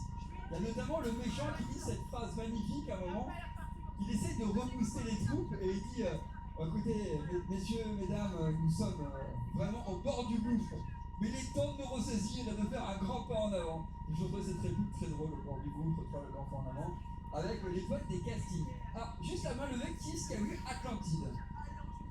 Alors, déjà, gardez la main levée, ceux qui trouvent qu'il était génial. Ah ouais? Ah, j'ai adoré Atlantide. Est-ce que vous savez, il y a un spécialiste des explosifs dans le film. Est-ce que vous savez, en français, en anglais et en italien, qui double ce personnage? C'est un acteur français. Alors, un acteur français qui joue dans Les Visiteurs. Non, c'est Jean Reno. En fait, il a un accent à l'italienne pendant tout le film, on le reconnaît pas. Et à la fin, il fait peut-être 2 ou 3 fleurs. Avec sa voix comme ça, c'était le petit running gag pour le remettre. Voilà, Atlantide. Mais à la même époque, il y a eu un dessin animé long métrage de Disney extrêmement drôle. Alors, avant que les adultes répondent pour les enfants, si je vous dis un film avec des Incas, est-ce que un empereur Inca, ça vous dit quelque chose? Cusco, exactement, Cusco qui était l'empereur mégalo, Cusco. Alors, Cusco, qui est-ce qui a vu Cusco dans la salle? Honnêtement, qui l'a trouvé très drôle? Ah ouais. Ah, il est super drôle, Avec notamment, pour vous donner une petite idée, au début, ils avaient un challenge dans ce film, c'est que Cusco, ils ont commencé l'animation au milieu du film, parce qu'au tout début, il fallait vraiment maîtriser au niveau des dessins de personnages, parce qu'en fait, il est drôle, mais c'est vraiment quelqu'un d'humainement insupportable, et c'était très dur pour les animateurs de montrer un personnage qui en fait est extrêmement désagréable, mais il faut que les gens se connectent et s'attachent à lui. Et en fait, au tout début du film, on voit l'empereur qui se tape son petit kiff, il danse tout seul dans le palais, il s'amuse, et à un moment, pendant qu'il est en train de chanter, il recule comme ça, et il y a un petit vieux avec une canne qui essaie de s'éloigner, et lui, il rentre dedans, il fait ah, tu m'as pourri mon groove! Et là, vous avez 2 gardes qui arrivent. Je suis désolé, mais vous avez pourri le groove de l'empereur. Et paf, il jette le vieux par la fenêtre avec je suis désolé! Donc voilà, c'est le mec, humainement, il n'est pas attachant, et du coup, il se retrouve au début du film transformé en lama. Et donc on suit les aventures de Cusco en lama et un petit peu de sa rédemption à travers tout ça. Alors, maintenant, rapidement, pour me faire une petite idée, quel est votre Disney préféré? Chacun un petit peu comme ça. Qui est-ce qui est sur Aladdin? Qui est sur Cusco? Le Roi Lion. Le Roi Lion, ça vérifie beaucoup. Le Roi Lion, qui est plutôt sur Robin des Bois? Un petit préféré. Peut-être la petite sirène, et c'est quoi, c'est la petite sirène? Ok, la petite sirène qui fait beaucoup. Est-ce qu'il y en a qui sont fans des très vieux? On va revenir un petit peu sur les classiques. Quel est le premier long métrage de Disney? Vous le savez? C'est Blanche-Neige et les 7 nains. En fait, il était dessiné avec de la rotoscopie. C'est-à-dire qu'en fait, ils avaient filmé l'actrice et ils ont refait les dessins par-dessus. Alors, petite question, est-ce que vous savez pourquoi le film est plus court que ce qui était prévu? Est-ce que vous avez une idée pourquoi ce film des années 30 était plus court que ce qui était prévu? En fait, Walt Disney, le réalisateur, il croyait dur comme fer, mais il avait plus d'argent. Il avait mis tous ses fonds, il avait hypothéqué sa maison, et en fait, il avait plus assez pour faire certaines scènes, comme des scènes coupées. En fait, il a misé, il a risqué toute sa vie dans ce film. L'histoire a prouvé qu'il a eu raison. Voilà, il a eu raison. Le film a été un carton, il a gagné beaucoup d'argent, et du coup, il y a eu des versions où on voit un petit peu les storyboards avec les versions plus longues. Alors, donc là, j'ai entendu qu'il y avait beaucoup de fans de Roi Lion. On a parlé de Rafiki, on a parlé de Timon et Pumba. Évidemment, pour les enfants, comment s'appelle le personnage principal, le lion? Simba, effectivement. Mais est-ce qu'il y en a qui se rappellent du nom du petit tout amoureux Simba? Nala, effectivement Nala. Et on va pousser un petit peu. Comment s'appelle l'oncle terrifiant de Simba? Scar. Et vous avez encore sa chanson? Soyez prêts. Voilà, la petite chanson comme ça où on voit les hyènes marcher pas. Voilà, une réalisation impeccable. C'était les débuts des images de synthèse, mais avant que ce soit extrêmement massif. Disney, c'est aussi autre chose. Bon, depuis peu, c'est également Marvel, Star Wars, mais depuis un petit peu plus longtemps, maintenant, c'est Pixar. Est-ce qu'il y a des gens qui ont aimé les Toy Story? Ok, Toy Story, il y a quand même pas mal de fans. Alors, est-ce que vous savez, il y en a qui ont vu Toy Story 4, 3 et 4? Dans Toy Story 3, à la fin du film, on a Buzz qui chante, qui chante un petit peu en espagnol. Est-ce que vous savez de qui est la musique? Je vais vous donner un indice, c'est des Français. Quand ils chantent espagnol, c'est des Français. Ça vient des Gypsy Kings. En fait, Buzz chante les Gypsy Kings dessus. Alors, on a Buzz. Et comment s'appelle le petit chien avec les ressorts dans Toy Story? Vous l'avez encore? Pardon? Exactement, c'est Zigzag. Bien joué, très bonne réponse. Zigzag le chien. On a Rex également, le dinosaure. Est-ce que vous vous rappelez du petit pingouin qui a du mal à respirer? Est-ce que vous avez le nom du pingouin asthmatique qui a un petit peu du mal à respirer? Exactement, j'ai entendu les deux en même temps. Bien joué, effectivement, avec toutes les dentures.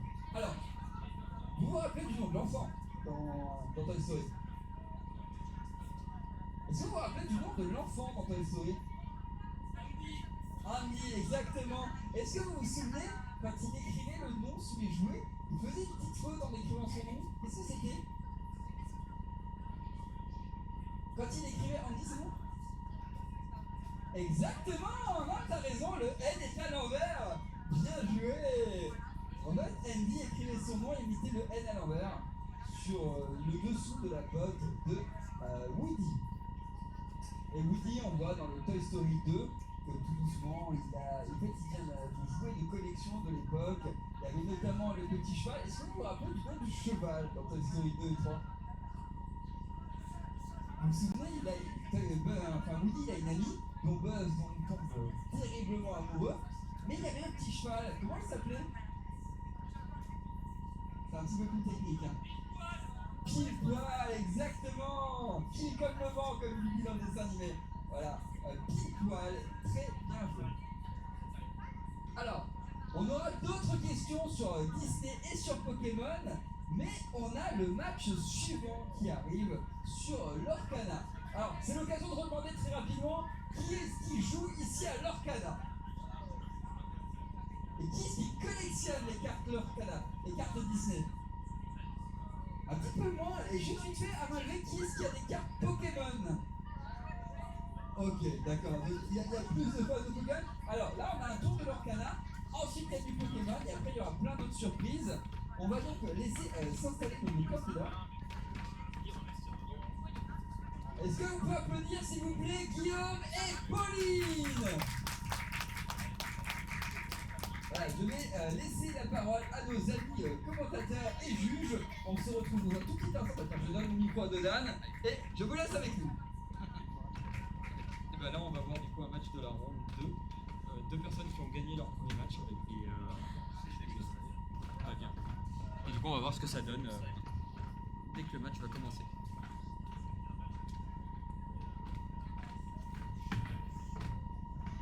S'il faut dire d'autres trucs. Je sais pas, on attend qu'il se place. Ouais. De toute façon, il faut attendre qu'il y ait quelqu'un en tête de judge, et puis voilà. Ouais. Je sais pas ce qu'ils vont faire. Ouais. C'est Guillaume contre Pauline, c'est ça les noms? Ouais, ça a été mis. C'est toi qui t'occupes du judge? Non, c'est qui? Ah non, je sais pas, je sais pas Je sais pas qui qui a est mis, je connais. Je sais pas qui c'est qui a mis. Je connais Eric, mais le gars, bah. Ok. Bah écoute. Le temps a été lancé. Le temps a été lancé. Normalement, ça devrait être gros pélos. Ouais, écoute, on attend. C'est Judge, mais il arrive. Bon, je sais pas.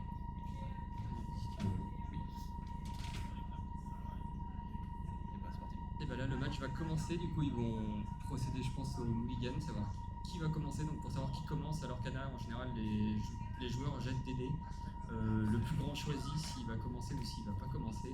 En sachant que dans l'Orcana, le toss, donc de jouer en premier, en général est plutôt avantageux, donc on essaye de l'avoir, surtout en BO3. En BO3, ça veut dire que si on gagne le toss, on va potentiellement commencer 2 parties. Et vu que ça procure un petit avantage, forcément on a plus de chances de remporter le match en ayant gagné le toss.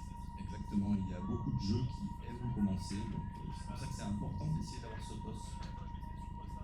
Et donc là normalement, si j'ai bien suivi, on va avoir un match-up assez sympa à regarder parce que Pauline vient avec un deck rouge-vert, donc des couleurs qu'on n'a pas trop l'habitude de voir, et Guillaume lui il est plutôt parti sur un violet-gris.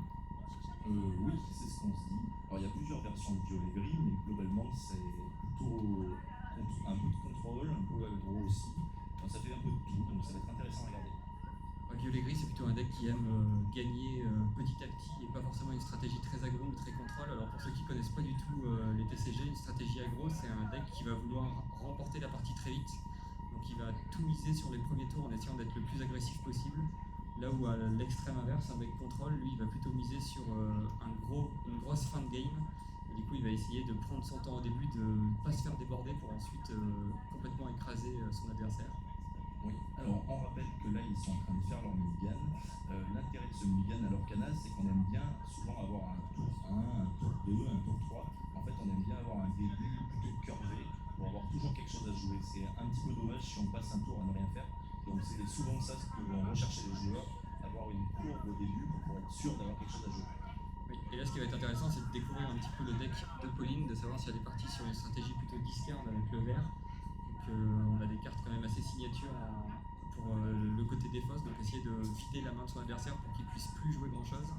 Ou alors si elle est partie sur le nouvel archétype qui est un peu mis en avant depuis le 7-7, 7-8, savoir un archétype qui va essayer de faire des dégâts à l'adversaire pour booster ses personnages. Alors, on voit ça tout de suite. Non, ouais, là, en gros, pour le tour 1 de Pauline, du coup, elle a joué garde-carte, donc c'est une 1-2 pour 1, donc elle coûte 1, et c'est une carte qui a 1 d'attaque, 2 de défense, et elle est surtout boostée quand elle est blessée. Et qui est répondu par un Captain Crochet, du coup, du côté de Guillaume, qui est une carte qui a offensif, c'est-à-dire qu'elle est plus forte lorsqu'elle cherche à attaquer la carte adverse. Ouais, alors Captain Crochet, c'est vraiment une carte qu'on met en général, je pense, plus quand on est deuxième joueur et qu'on va essayer de reprendre le terrain. Donc en fait, on va essayer de faire une espèce de bascule, on va essayer de poser une carte qui peut facilement aller trade des cartes beaucoup plus grosses. Donc trade, c'est aller essayer de bannir la carte adverse. Donc, avec un personnage qui a de base 1 d'attaque, mais qui lorsqu'il attaque est boosté grâce à sa capacité offensive. Exactement, Captain Crochet a cette force de pouvoir aller chercher globalement des cartes un petit peu plus fortes. Et là, Pauline, du coup, elle vient d'ancrer une deuxième carte et elle a joué une reine de cœur, donc c'est une 2-2 pour 2 qui pourrait être ancrable, mais surtout elle a l'avantage d'avoir charge. Je suis pas sûr que ce soit forcément la carte qu'on veut jouer en tour 2 quand on. Non, souvent je dirais qu'on va vouloir l'altérer plus tard. Enfin, en général, La jouer on plus recherche tard. ça. En tout cas, c'est une carte qui se veut réactive, vu qu'elle a charge, on peut tout de suite en faire quelque chose. Alors on a une Mulan qui part. Ouais, alors la Mulan, elle permet de piocher un, défausser un, donc c'est une carte qui permet de faire du quality advantage, donc on va pas prendre l'avantage en termes de nombre de cartes dans la main, mais par contre on va améliorer la qualité de notre main puisqu'on va piocher une carte et ensuite on va en défausser une, donc on va choisir un petit peu ce qui nous plaît le plus. Captain Crochet, et on voit justement que Captain Crochet a été très bien utilisé parce qu'il a permis de faire ce qu'on appelle un value trade. Il a attaqué la créature adverse, il l'a détruite sans être détruit lui-même, donc c'est très bien, on détruit la créature adverse et on garde la sienne, c'est tout bénéfice. Oui, et là, du coup on arrive au tour 3 de Pauline, on va voir ce qu'elle va pouvoir faire. Guillaume a l'air d'avoir un plan de jeu plutôt agressif, hein. On a vu qu'il a joué pas mal de tour 1, il commence à remplir son terrain. Et après, à mon avis, de ce qu'on voit, j'ai l'impression que ouais, voilà, c'est un deck plutôt Alice, rouge-vert. À mon avis, qui va plutôt jouer avec les dégâts. Donc il y a eu la reine de cœur qui a été altérée, donc c'est ce qu'on disait tout à l'heure, ça lui a permis de jouer une carte qui normalement coûte 5 pour seulement 3. Donc on fait un avantage de 2, donc c'est une carte qui est relativement forte, et ça se voit au niveau de ses statistiques, c'est une 2-6, donc pour 3 c'est plutôt solide. Ouais, même s'il a attention parce que le double crochet en face pourrait aller chercher la reine de cœur. Au final, ça ferait 2 cartes pour 2 puisque Pauline a altéré une carte sur sa petite reine de cœur, donc ça ferait fait globalement du 2 pour 2. C'est pas tout à fait la même reine de cœur. C'est pas forcément celle qui est affichée, mais c'est pas très grave. Mais voilà, c'est exactement ce qu'il va faire. Du coup. Exactement. Il va enlever tout de suite cette menace avec ses 2 capitaines crochets. Et il va jouer un autre Jafar. Donc Jafar qui permet d'aller chercher les insaisissables pendant son tour. Le mot-clé insaisissable, en gros, les personnages qui n'ont pas insaisissable ne peuvent pas défier des personnages avec insaisissable. Ce Jafar-là, du coup, il permet pendant son tour de pouvoir aller chercher les personnages avec insaisissable. On a un plan de jeu qui a l'air très agressif de côté de Guillaume. On a Pauline qui a bien réagi du coup avec sa reine de cœur charge et qui met une nouvelle carte. Une enchantresse. Ouais. C'est une 1-1 qui leur 2. Et qui a plus d'attaque quand on vient la chercher. Oui, c'est ça. Quand elle est défiée, elle gagne plus de force. Donc c'est l'inverse du capitaine crochet qu'on a vu en face. Puisque le capitaine crochet, c'est lorsque lui défie. Et l'enchantresse, c'est quand elle est défiée. Et là, du coup, avec son Jafar, il a l'air d'être parti à l'aventure. Non, pas du tout. Il a chanté. Il y a une chanson qui a été jouée, mais sans l'aspect chanson du coup. Donc le prix a été payé. Et pour l'instant, on constate que c'est 2 decks qui ont l'air assez bas en cœur, des cartes qui coûtent peu cher. Donc on attend de voir un peu ce qui va se passer. Oui, et la carte qui a été jouée, la chanson Mes Amis de l'Oda, donc c'est une chanson qui permet de piocher 2. Donc évidemment, si on arrive à la chanter, c'est forcément plus fort. Si on la joue pour son coup, c'est déjà bien. Et c'est un des meilleurs moteurs de pioche dans leur canal à l'heure actuelle. En sachant que comme dans tous les TCG, j'imagine la pioche c'est le moteur de la guerre. Donc on aime piocher, on aime les cartes qui font crochet. Oui, on aime avoir du choix. Du moins au début de son tour, plus on a de choix, plus c'est facile de pouvoir répondre à ce que nous pose l'adversaire. Là où c'est très intéressant du coup, le gris violet de Guillaume en fait est un gris violet Jafar, donc en fait il va essayer de... Et derrière il y a un rêve bleu qui part, et avec ce Jafar c'est très très fort, il vient de faire 7 de l'or d'un coup juste en jouant cette chanson. Oui, parce que pour vous expliquer, le Jafar illusionniste ensorcelant, donc c'est une 4-5 pour 7 ancrable qui s'altère pour 5, donc c'est ce qu'il vient de faire, il vient de payer 5 pour pouvoir l'altérer sur son petit Jafar. Et surtout, tant que ce personnage est épuisé, vous gagnez un d'éclat de l'or pour chaque carte que vous piochez durant votre tour. Donc là, forcément, en jouant un sort rêve bleu, il va défausser sa main, mais surtout, il va piocher 7 cartes. Donc il va, de fait, marquer 7 points de l'or. Exactement, on voit pas trop encore le l'or de Guillaume, mais là, il vient d'en prendre 7 d'un coup, donc il vient de faire un énorme pas en direction de la victoire, même si, bien sûr, c'est pas terminé. Mais ce carte Jafar, quand elle arrive à être jouée comme ça, elle est vraiment surprenante et très dangereuse pour l'adversaire. Et surtout qu'elle est insaisissable, donc le board de Pauline va avoir du mal à aller la chercher. Et à voir si Pauline a des réponses à ça, mais sinon il pourrait potentiellement gagner juste avec sa carte Jafar. Exactement, c'est un archétype qu'on voyait plus trop, ce Jafar chanteur comme ça, mais c'est très intéressant de le revoir.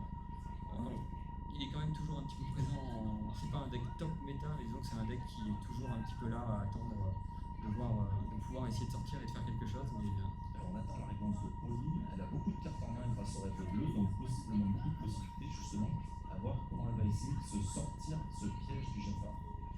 oui, elle a aussi la reine de cœur qui a été jouée, la reine de cœur. La petite reine de cœur à 2. Ouais, la 1-2 qui leur 2.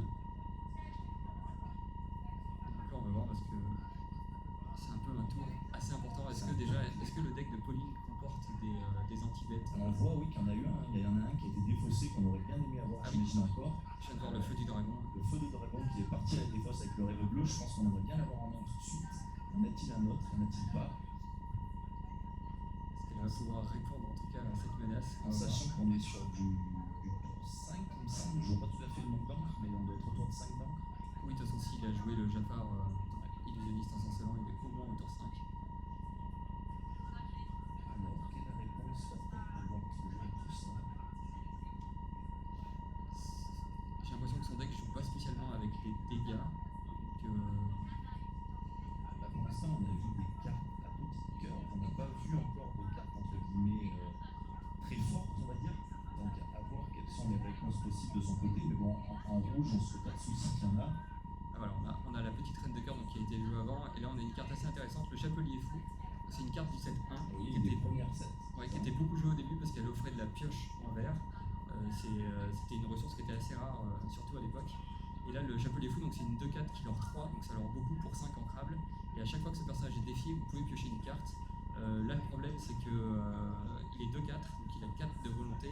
Et si jamais Guillaume voulait se débarrasser du Chapelier Fou, il lui ferait piocher qu'une carte, puisqu'il a lui 4 de force. Après, quand on joue Jafar, on n'aime pas trop aller chercher des trades, mais ça peut être adapté. Donc là, il y a encore un nos amis d'au-delà qui vient de tomber, donc c'est encore 2 points de l'or gratuits du coup grâce à notre copain Jafar. Donc la stratégie pioche se met en place du côté de Guillaume. Et oui, là du coup, en plus, en l'ayant chanté, il n'a pas du tout incliné son mana, donc là il y a son encre, donc il va pouvoir en disposer comme il veut pour essayer de faire le maximum de value. On rappelle qu'il joue gris, donc voilà, ouais, il a forcément des blasts, des chansons qu'il va pouvoir utiliser pour aller détruire le board adverse. Alors, le joue par contre sans le chanter, ça a un certain coût. Mais il faut rappeler qu'il fait piocher, donc il a pu faire 2 dégâts avec son perdu dans l'hiver et piocher une carte. Point de l'or. Oui, donc c'est plutôt une belle opération, il se débarrasse d'une carte et il pioche une carte en plus et il met un point de l'or. Il a fait quand même 3 points de l'or, il s'est rapproché de 3 points de la victoire uniquement en piochant, ce qui est tout à fait intéressant. Donc là on va voir si Pauline peut avoir une stratégie plus agressive qu'un Jafar. En sachant quand même que Pauline meurt vite aussi de son côté, hein. Elle a quand même 5 de leur potentiel sur le board. Sur l'Orcana, on essaye d'aller que jusqu'à 20, donc 5 ça peut aller très vite. Il ne faut pas non plus négliger le board adversaire. Oui, après on est toujours sous la menace d'un autre serait de bleu qui mettrait, Qui mettrait 7 points de l'or d'un coup et qui rapprocherait drastiquement de Victor. globalement qui pourrait gagner la partie. Donc là c'est pas mal, Guillaume il a joué du coup encore la petite Milan, soldat déguisé, donc qui permet de faire du quality advantage, c'est-à-dire défausser une carte pour en piocher une. Il creuse, hein, en fait, il creuse tout simplement son deck à la recherche des cartes qu'il lui faut. Et ouais, là il vient de faire un peu une mécanique un peu signature du violet pour cette première année de l'Orcana, c'est la mécanique Boots avec la Manavine Serpent, donc qui permet lorsque vous jouez ce personnage, soit on la bannit, soit on choisit un de nos personnages et on le remonte en main. Donc c'est assez intéressant, ça permet potentiellement de faire les effets d'entrée en jeu des personnages plusieurs fois. Ça permet aussi de protéger ces personnages si jamais on ne veut pas qu'ils se fassent défier trop facilement au tour d'après.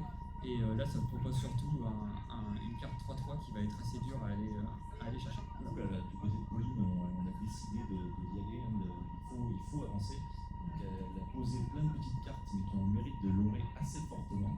Mais qui même lore beaucoup parce que le Fred il lore de 1, c'est une 1-1 pour 1, mais lorsqu'il est défié, il va faire gagner 2 éclats de l'or. Et là, elle vient de gagner 5 lors d'un coup, donc je pense qu'on est un peu à un tournant de la partie. Soit Guillaume peut finir ou avoir une solution complète, soit derrière Pauline terminera sûrement cette partie. Donc Et oui, sur ça, des c'est tombées. Là globalement c'est ce tour-là qui va décider qui va remporter ce premier match du BO3. Pauline attend, elle est concentrée sur la réponse de son adversaire. Et toute la question c'est est-ce qu'il peut piocher, est-ce qu'il peut aller creuser suffisamment loin pour trouver un autre Survivor bleu ou Guillaume a beaucoup de cartes en main, beaucoup de possibilités, mais bon. Et l'autre carte qui a été jouée du côté de Pauline qu'on n'a pas décrit, c'est le chat du Cheshire. Donc pareil, encore une carte du set 1, une 0-3 pour 3 en crabe qui lore 2. Et il a une compétence qui est plutôt intéressante, c'est que si ce personnage est défié et banni, il va bannir le personnage qui l'a défié aussi. Donc en gros, c'est assez pénible d'aller le chercher. Et effectivement, Rofelos ne s'est pas trompé, on a 2 decks qui sont plutôt originaux.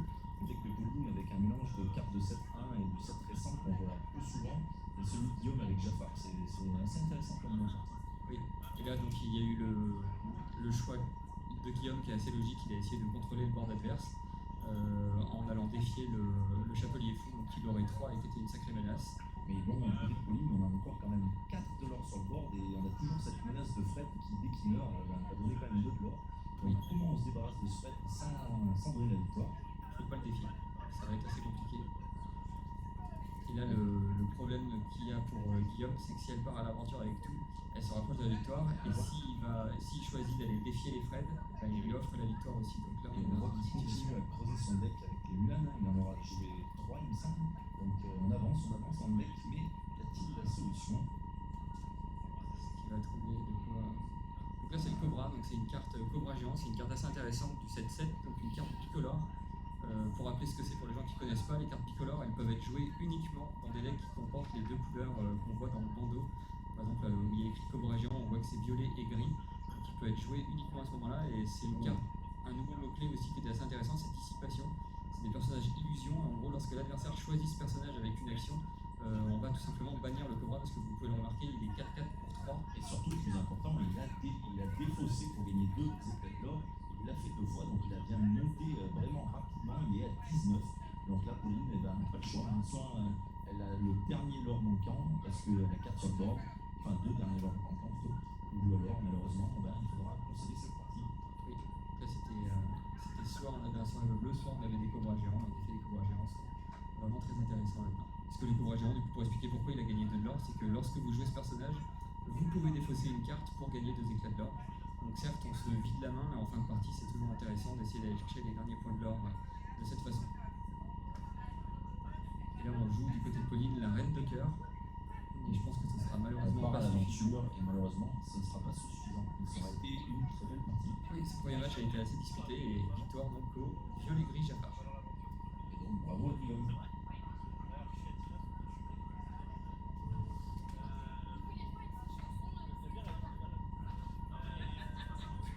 Donc, tes impressions de l'année sur ce match? Là, c'était assez intéressant de voir des decks qu'on n'a pas l'habitude de voir parce que c'est vrai que la méta de l'Orcana, du coup, il va y avoir une rotation au 7-9 en septembre. Du coup, la méta qu'on voit depuis plus d'1 an est assez installée. Donc, c'est vrai que voir des decks qui proposent de jouer autre chose que des decks méta, c'est vraiment c'est très rafraîchissant et ça fait toujours très plaisir. Ouais, et bon, bah, c'était une partie très intéressante. Pauline, ben, je pense que pour les prochains matchs, il va falloir qu'elle réfléchisse à comment réussir à gérer Jafar. Parce que c'est lui quand même qui a fait plus de 10 points de l'or à lui tout seul. Je pense que ça a été le tournant de la partie pour Guillaume en tout cas. Donc il va falloir que Pauline, si elle veut sortir de ce BO3, elle a maintenant 2 rounds pour essayer de réfléchir à comment se débarrasser de ce Jafar. C'est vrai qu'un Jafar qui chante ce rêve bleu en général, ça rapproche vraiment de la victoire. Là, l'avantage, c'est que maintenant, il n'y a plus cet effet de surprise. Enfin, l'avantage, en tout cas pour Pauline, il n'y a plus cet effet de surprise. Donc, elle sait qu'il faut essayer de gérer les petits Jafars avant que le gros Jafar arrive. Exactement. En sachant qu'elle a quand même un deck qui va très vite, qui peut aller très vite. Oui, ou alors elle choisit de passer en dessous et d'essayer d'aller le plus vite possible, tout simplement en se disant je vais gagner avant qu'il puisse jouer ses gros Jafars et faire ses. C'est ce que j'aurais tendance à dire aussi. On n'a pas vu de son côté des cartes avec beaucoup de force entre guillemets pour aller chercher les cartes adverses. Donc je pense que sa stratégie, ce sera plutôt d'aller tout droit et d'essayer de passer en dessous plutôt qu'essayer de gérer un board qui pourrait être compliqué. À la rigueur, on va garder un feu du dragon si jamais la partie s'éternise et qu'elle voit arriver un Jafar, ça peut être toujours intéressant. Mais donc là, ils vont procéder au mulligan pour la deuxième partie de ce BO3. Et j'ai oublié qui c'est qui a commencé la première game. Et ben je ne sais pas du tout, en plus j'aurais dit Pauline. Il me semble que c'était Pauline. Ah, c'est Pauline qui a commencé. Donc là, c'est Guillaume qui va être sur le play et Pauline sur la draw. Donc on rappelle à l'Orcana, quand on est premier joueur, on ne pioche pas au début de son premier tour. On a déjà suffisamment d'avantages comme ça. Oui. Et du coup, ça peut des fois. Là, ils sont en train de faire le mulligan. Donc toujours pareil, surtout sur des decks comme ça, assez réactifs. Ouais. On aime avoir une curve propre. Sur des decks où on veut aller vite, si on n'a pas de tour 1 ou pas de tour 2, ça peut être catastrophique. Parce que on perd cette course en fait. Il faut imaginer une partie de l'Orcana un peu comme une course où on veut tout le temps maintenir l'espace entre soi et son adversaire et ne pas jouer un tour sur ces genres de decks. C'est concéder de la place. Quoi. Donc c'est mortel. Ça peut être dramatique. Donc là, le mulligan a été fait. Je crois qu'on a mulligan 7 cartes du côté de Guillaume. Donc en fait, on a dit que cette main-là, on ne la voulait pas et on voulait essayer de trouver autre chose. Et donc là, premier tour qui va se lancer. Donc on retombe sur le début un peu classique, le même que tout à l'heure, à savoir Pauline, comme elle a perdu la partie d'avant, c'est elle qui avait le toss en fait. Le choix de commencer ou de ne pas commencer.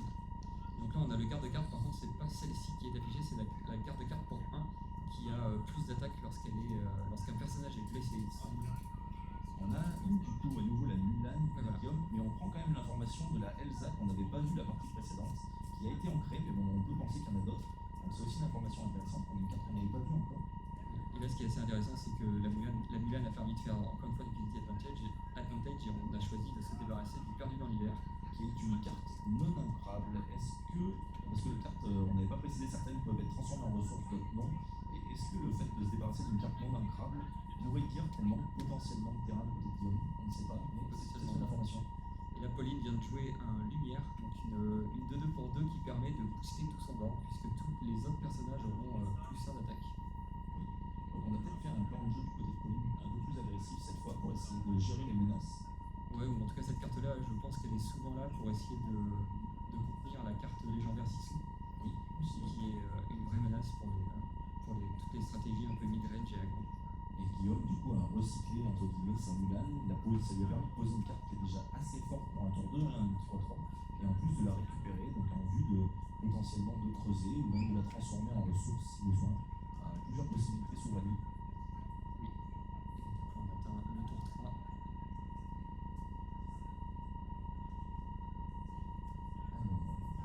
C'est une action qui va être jouée, donc c'est improvisé, c'est une action pour 1 qui permet principalement de piocher. Donc pour 1, on pioche une carte, donc en fait on recycle cette carte-là puisque on défausse une carte pour en piocher une autre, donc globalement on n'a pas perdu de carte en main. Elle coûte 1 et accessoirement elle donne plus 1 d'attaque à un personnage pour le reste de ce tour. Et là je pense que le plus 1 d'attaque est assez anecdotique puisqu'on n'en fera rien. Oui, on a plutôt voulu creuser son deck, on essaye d'avancer, de récupérer des cartes qui nous intéressent. Donc voilà, on pioche. Et ça a permis de jouer une petite reine de cœur, donc qui est 2 non ancrables, qui l'aura 2, et lorsqu'elle est jouée, vous pouvez infliger 1 point de dommage à une créature blessée, mais il n'y en avait pas sur le bord d'adverse. Oui, ça peut être utile pour aller finir les personnages qui auraient pris des dégâts. Donc je pense pas que ce soit un vrai tour 2, on ne peut pas forcément le jouer au tour 2 directement. Je pense qu'on préfère jouer plus tard dans la partie pour finir un personnage un peu de manière... Alors, voilà la réponse de Guillaume qui a peut-être peur d'un alter, comme on a vu tout à l'heure, que Pauline jouait pas mal d'alter. Donc Guillaume a l'air de se méfier exactement, il se dit attention à ces alters. Et on avance, donc là il y a cette menace de 3-3 qui va être dure à aller chercher, il faudra faire des sacrifices si on veut le récupérer. Donc toujours beaucoup de réflexion dans leur canal, qu'est-ce qu'on fait, qu'est-ce qu'on peut pas faire. Oui, comment essayer de reprendre l'avantage sur le board en offrant le moins de cartes possible à son adversaire. La notion clé de tous les TCG, c'est cette notion de value. On essaye de concéder le moins de cartes possibles. Et là, on a une carte très intéressante qui vient d'être jouée du côté de Pauline, donc je pense que c'est un peu une carte pas centrale dans son deck, mais en tout cas qui va vraiment l'aider à mettre en place son jeu. Donc c'est le roi de cœur. Pour 4 non ancrables, une 3-3 qui leur 2. Et surtout, elle a cette compétence qui est très intéressante, c'est que les personnages avec au moins 1 de dommage ne peuvent pas défier vos personnages. Donc là, on voit clairement que la stratégie derrière son deck, c'est de mettre des points de dégâts sur les cartes adverses pour ensuite pouvoir partir à l'aventure et être globalement protégé puisque l'adversaire ne pourra pas venir défier votre board. On comprend que Guillaume est bien fait de se méfier du coup de cette reine de cœur là, qui aurait pu faire cet effet-là. Et de son côté, on vient de jouer du coup un génie qui est une des meilleures cartes actuelles du violet, une 2-4, donc c'est un body déjà intéressant, surtout qui est insaisissable, qui permet de piocher et qui l'aura 2. Cette carte elle a tout pour elle, hormis le fait qu'elle ne puisse pas être transformée en encre, sinon c'est vraiment une carte qui est parfaite. Oui, bah heureusement qu'elle est en plus non ancrable, sinon ça aurait été vraiment une catastrophe. Alors on a un trade qui est fait du côté de Mine, elle a récupéré cette mime grâce à l'aide de lumière justement qui lui a donné la force supplémentaire. Mais c'est surtout que grâce au garde-cartes, elle inflige 2 à la Madame Mime Serpent, et en jouant la Reine de Cœur qu'elle vient de jouer, ça permet de faire le dégât supplémentaire. Vous allez finir là. Et on avance toujours dans le lore. Du côté de Pauline, on a une petite avance parce que je vois 6 lore à 3. Donc la course est déjà entamée et on a un chat du Cheshire, désolé si je prononce mal, qui vient d'être posé. Oui, donc le chat du Cheshire, pour rappel, c'est la 0-3 qui dit à son adversaire si tu viens me défier, la créature avec laquelle tu m'as défié mourra aussi. Exactement. Enfin, sera bannie. Donc toujours une question de choix. Et on rappelle aussi que Lumière propose toujours à Pauline d'avoir un board plus puissant puisqu'il donne plus 1 de force à tout son board. Et on a vu que c'était bien utile pour le trade précédent sur Madame Mime, ça lui a permis de battre cette Madame Mime avec une carte qui était potentiellement moins forte, donc de faire ce qu'on appelle un value trade. Et Guillaume choisit de ne pas aller prendre le Lumière mais plutôt de partir à l'aventure et d'essayer de commencer une sorte de course avec Pauline. Donc là il est à 5 $.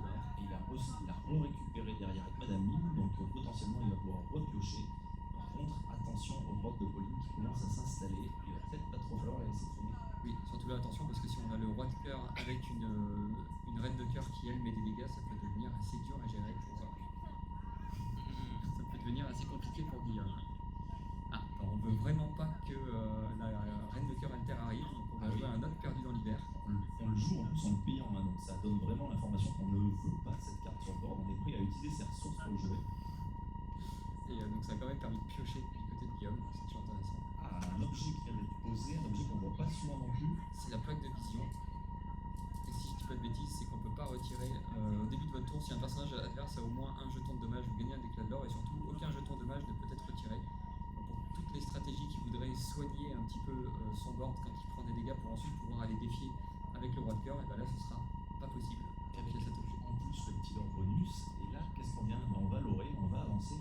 9 de l'or, on a fait quasiment la moitié On a un board qui est plein du côté de Pauline, on a beaucoup de possibilités après du côté de Guillaume, mais un peu moins de bords, donc c'est très intéressant.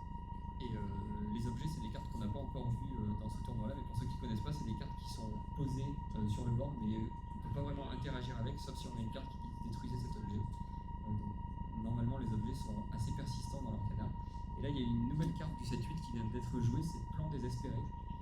C'est une carte qui permet de défausser sa main pour en piocher 3. Donc là, c'est un choix assez drastique du côté de Guillaume. On a décidé que sa main n'était pas suffisamment forte et du coup, on fait un petit peu un plan désespéré. On jette toute sa main pour ensuite en piocher 3. On est un peu à court de ressources, à court de solutions, alors on avance. Oui, non, d'ailleurs, il peut piocher, il peut défausser plus de cartes que 3 d'ailleurs. C'est ce qu'il a fait, hein, Oui. de toute manière. C'est que si on a 0 carte, on a plutôt l'habitude de l'avoir à jouer quand on a plus de cartes en main pour refaire sa main pour 3. Mais si on a 5 cartes en main et qu'on défausse 5 cartes, on va en repiocher 5. Et Madame Mime est allée se sacrifier sur ce chat du Cheshire parce que 2 de l'or, quand on est déjà à 9, il ne faut pas laisser traîner, donc tant pis si on perd sa carte. Il y a un moment où il faut faire des choix. Ouais, mais là le vrai problème, je pense que c'est le petit roi de cœur qui Qui est présent, qui est installé. va être assez pénible à gérer, je pense. Après, on joue gris en face, donc on peut aussi potentiellement avoir des chansons qui permettent d'aller Exactement. détruire le bord adverse. On n'a pas vu encore passer de Tuon la bête, mais ça peut être une carte assez bonne. Donc là, ce qui est joué, c'est le petit capitaine crochet, donc le tour 1 qui permet d'aller détruire le board, d'aller reprendre en tout cas le board un peu plus facilement. Donc là, pour l'instant, petit avantage, je dirais, du côté de Pauline, à voir comment elle va faire pour garder cet avantage et puis comment Guillaume va faire pour essayer justement de rattraper un peu cette course. Il est un tout petit peu derrière actuellement. Bah, là, je pense que le plan de jeu que veut mettre en place Pauline, c'est réussir à mettre des dégâts sur les personnages adverses pour protéger son board. Tant qu'elle n'y arrivera pas, le roi de cœur globalement pourra pas trop partir à l'aventure, surtout avec un capitaine crochet en face. Donc là, c'est ce qui se passe. Le lumière est envoyé à l'aventure et on passe à 10 points de l'or pour Pauline. On a fait la moitié du chemin, mais il reste, je pense, la moitié la plus difficile. Exactement, surtout quand on joue contre gris-violet, on sait que gris-violet, ça pioche beaucoup, ça fait des gros tours. Là, du côté de Pauline, on a fait un petit tour à blanc quand même, parce qu'on n'a pas joué grand-chose.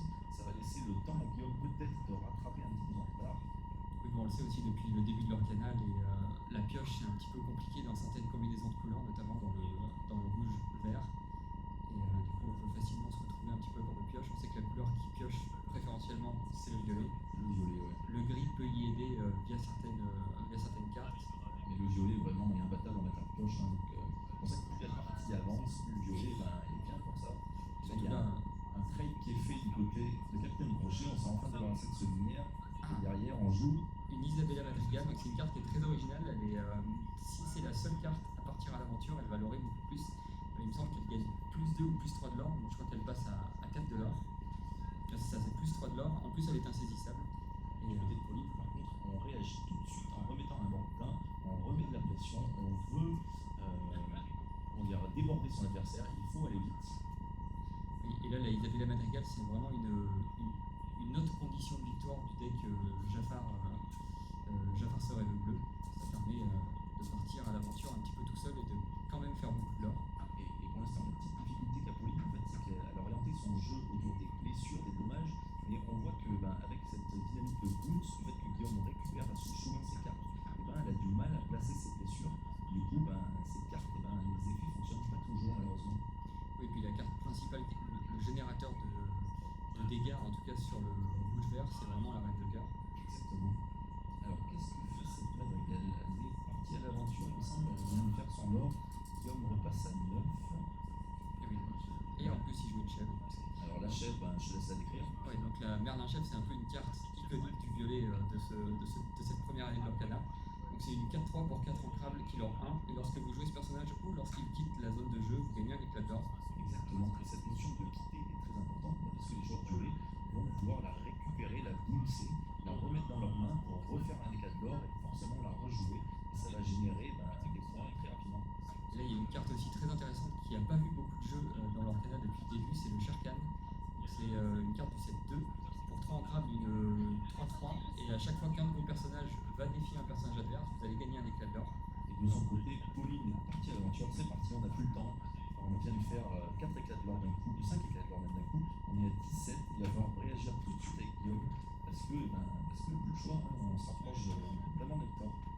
Oui, après la Isabella Madrigal lord très bien toute seule, elle lord quand même à 4. Mais elle n'est pas toute seule. Oui. Non, mais si elle est Ah oui, envoyée bien toute sûr. seule à l'aventure, ça marche. Là, on va voir, on est un peu dans la même situation que tout à l'heure. Mais inversé, du La, coup. oui, la situation est assez compliquée à savoir comment la résoudre.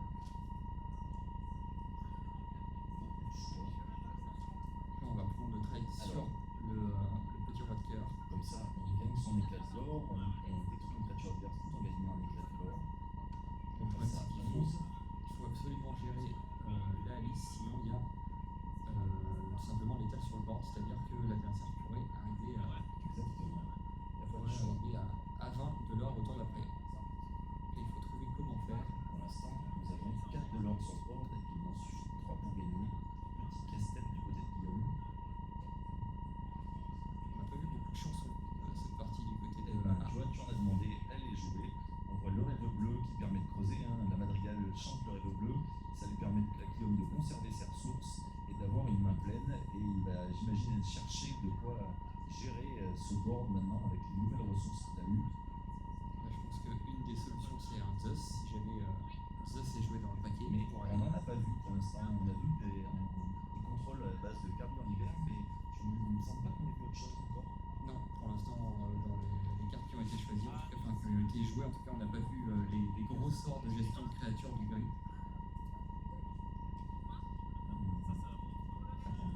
Ah, j'ai dit une bêtise, le rêve bleu a été chanté, du coup la madrigale prend le trade. Oui, par contre, ça suffit pas pour tuer la Alice, puisqu'elle a 4 de défense. Une petite précipitation peut-être. Donc là, je pense que si ça en reste là, on aura du coup une troisième grille. Oui. Ça a été fait. Malheureusement, ce qui est fait est fait.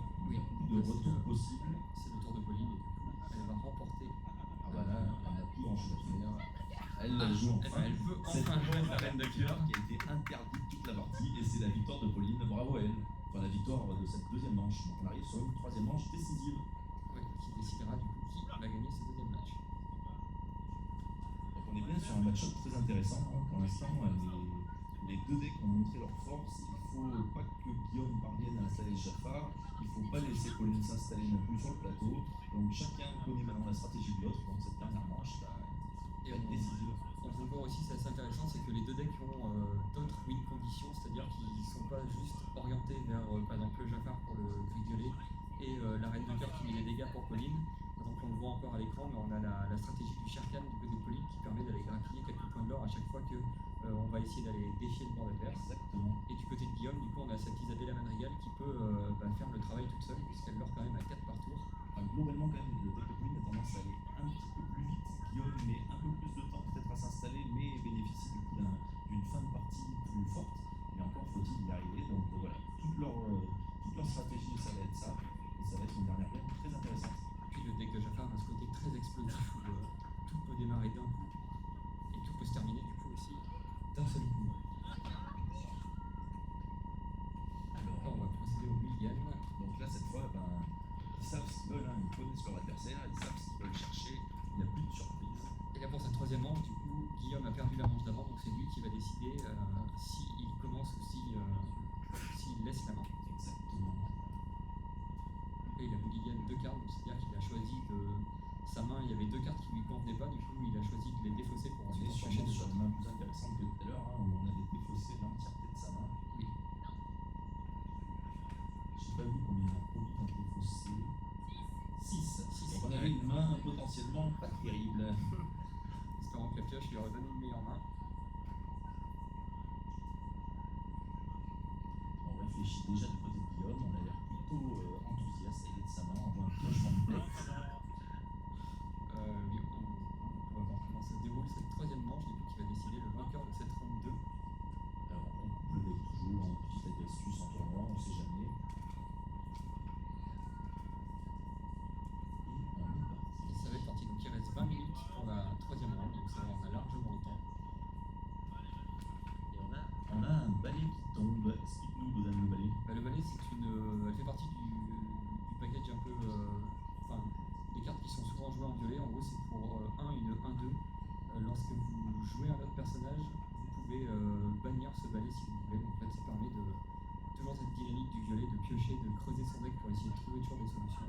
Exactement. La pioche, c'est vraiment le moteur, c'est le nerf de la guerre dans l'Arcana. On aime piocher, on veut piocher. Et du côté de Pauline, eh ben, on retourne sur cette stratégie avec des cartes. Oui. Et du côté de Guillaume, au tour 2, il a choisi de reblitzer son petit balai pour jouer sa Madame Mime.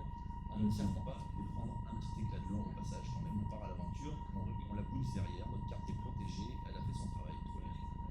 C'est ça. Et du coup, on va voir comment se déroule cette troisième manche, pardon. Déjà dans des choix avec des tours avec des choix assez. Ah bah maintenant on connaît son adversaire, hein. On sait qu'il y a la moindre erreur peut-être fatale.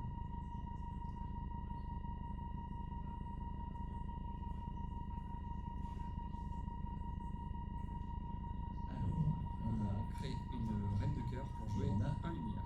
ce bon vieux lumière qui est toujours intéressant, qui va permettre à Pauline de partir à l'aventure. Et si jamais Guillaume veut se débarrasser de son garde-carte, il va falloir sacrifier cette Madame Mime. Donc on voit tout l'intérêt de ce lumière qui permet d'augmenter, on va dire, toujours cette notion de value de ces cartes, de les rendre plus fortes qu'elles le sont originellement. Oui, mais le garde-carte ne sera pas forcément banni. Bon, là, il vient de faire par contre le play à base du balai magique, puisqu'il a posé son balai magique, puis ensuite il a joué un Captain Crochet, ce qui lui permet de bannir le balai magique et de piocher une carte.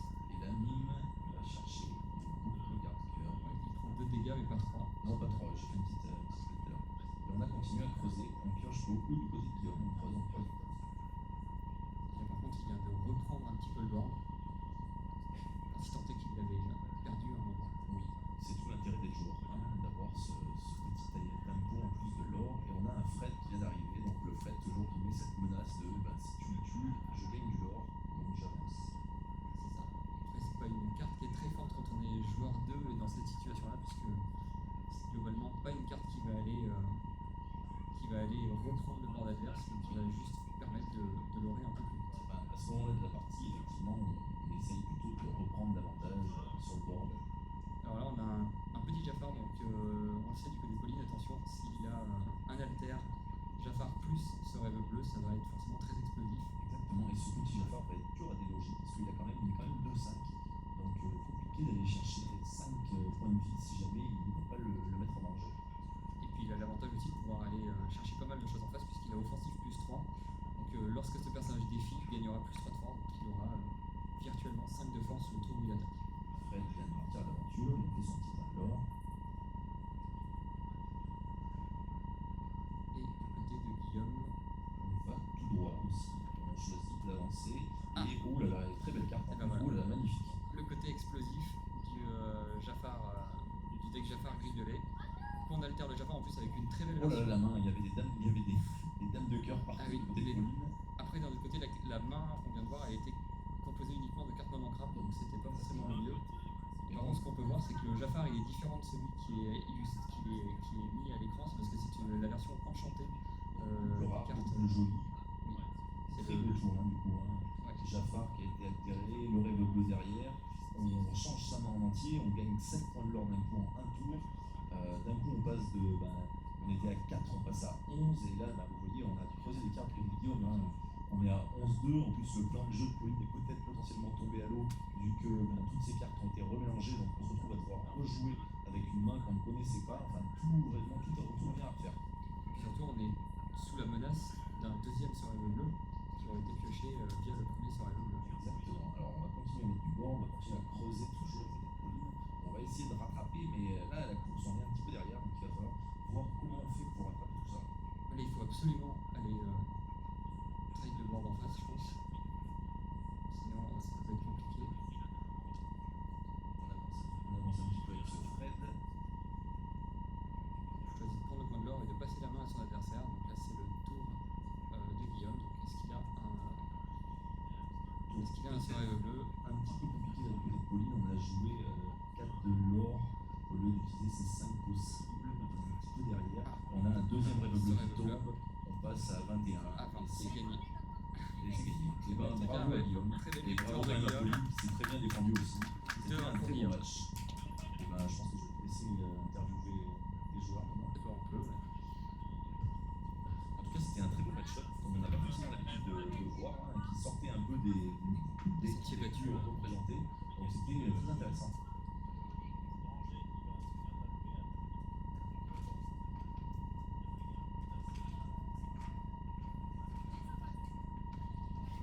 C'était marrant le deck Jafar Will. Exactement, le deck Jafar, on n'en avait pas vu, enfin on en voyait un peu, mais c'était toujours très intéressant à regarder. Ça surprend. Ouais, je sais qu'il y a des joueurs qui adorent cette decklist là, donc tous les sets il est réactualisé et il est joué. 1, 2. Mais ça reste un deck Dès qu'ils ont fini, ils vont venir au fur et à mesure. ça reste un deck qui n'est pas forcément le plus représenté dans les hot tables. Et du côté de Pauline aussi, c'est très intéressant, hein, qui est assez aggro, qui mélange des cartes un peu anciennes qu'on ne voyait plus trop avec des cartes récentes. Juste peut-être une petite difficulté malheureusement à poser ses marqueurs dommages, hein, donc ça a été plus compliqué pour elle de réussir à faire synergiser toutes ces cartes. Mais en tout cas, c'était aussi un très beau deck.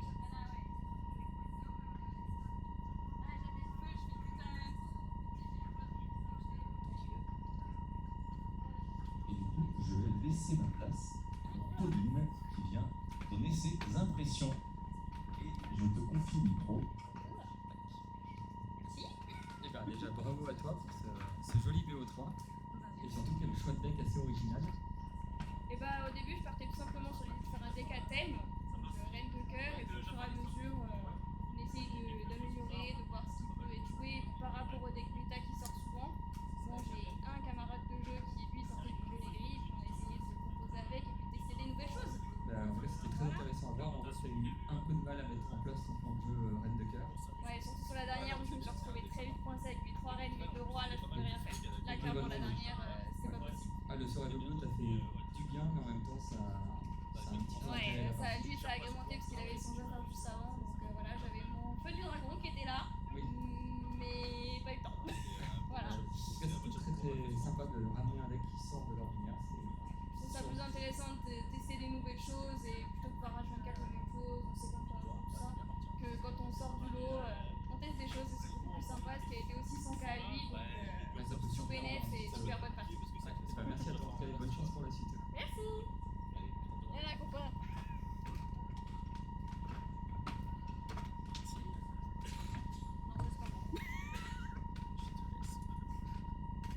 Non, c'est pas moi. C'est gentil.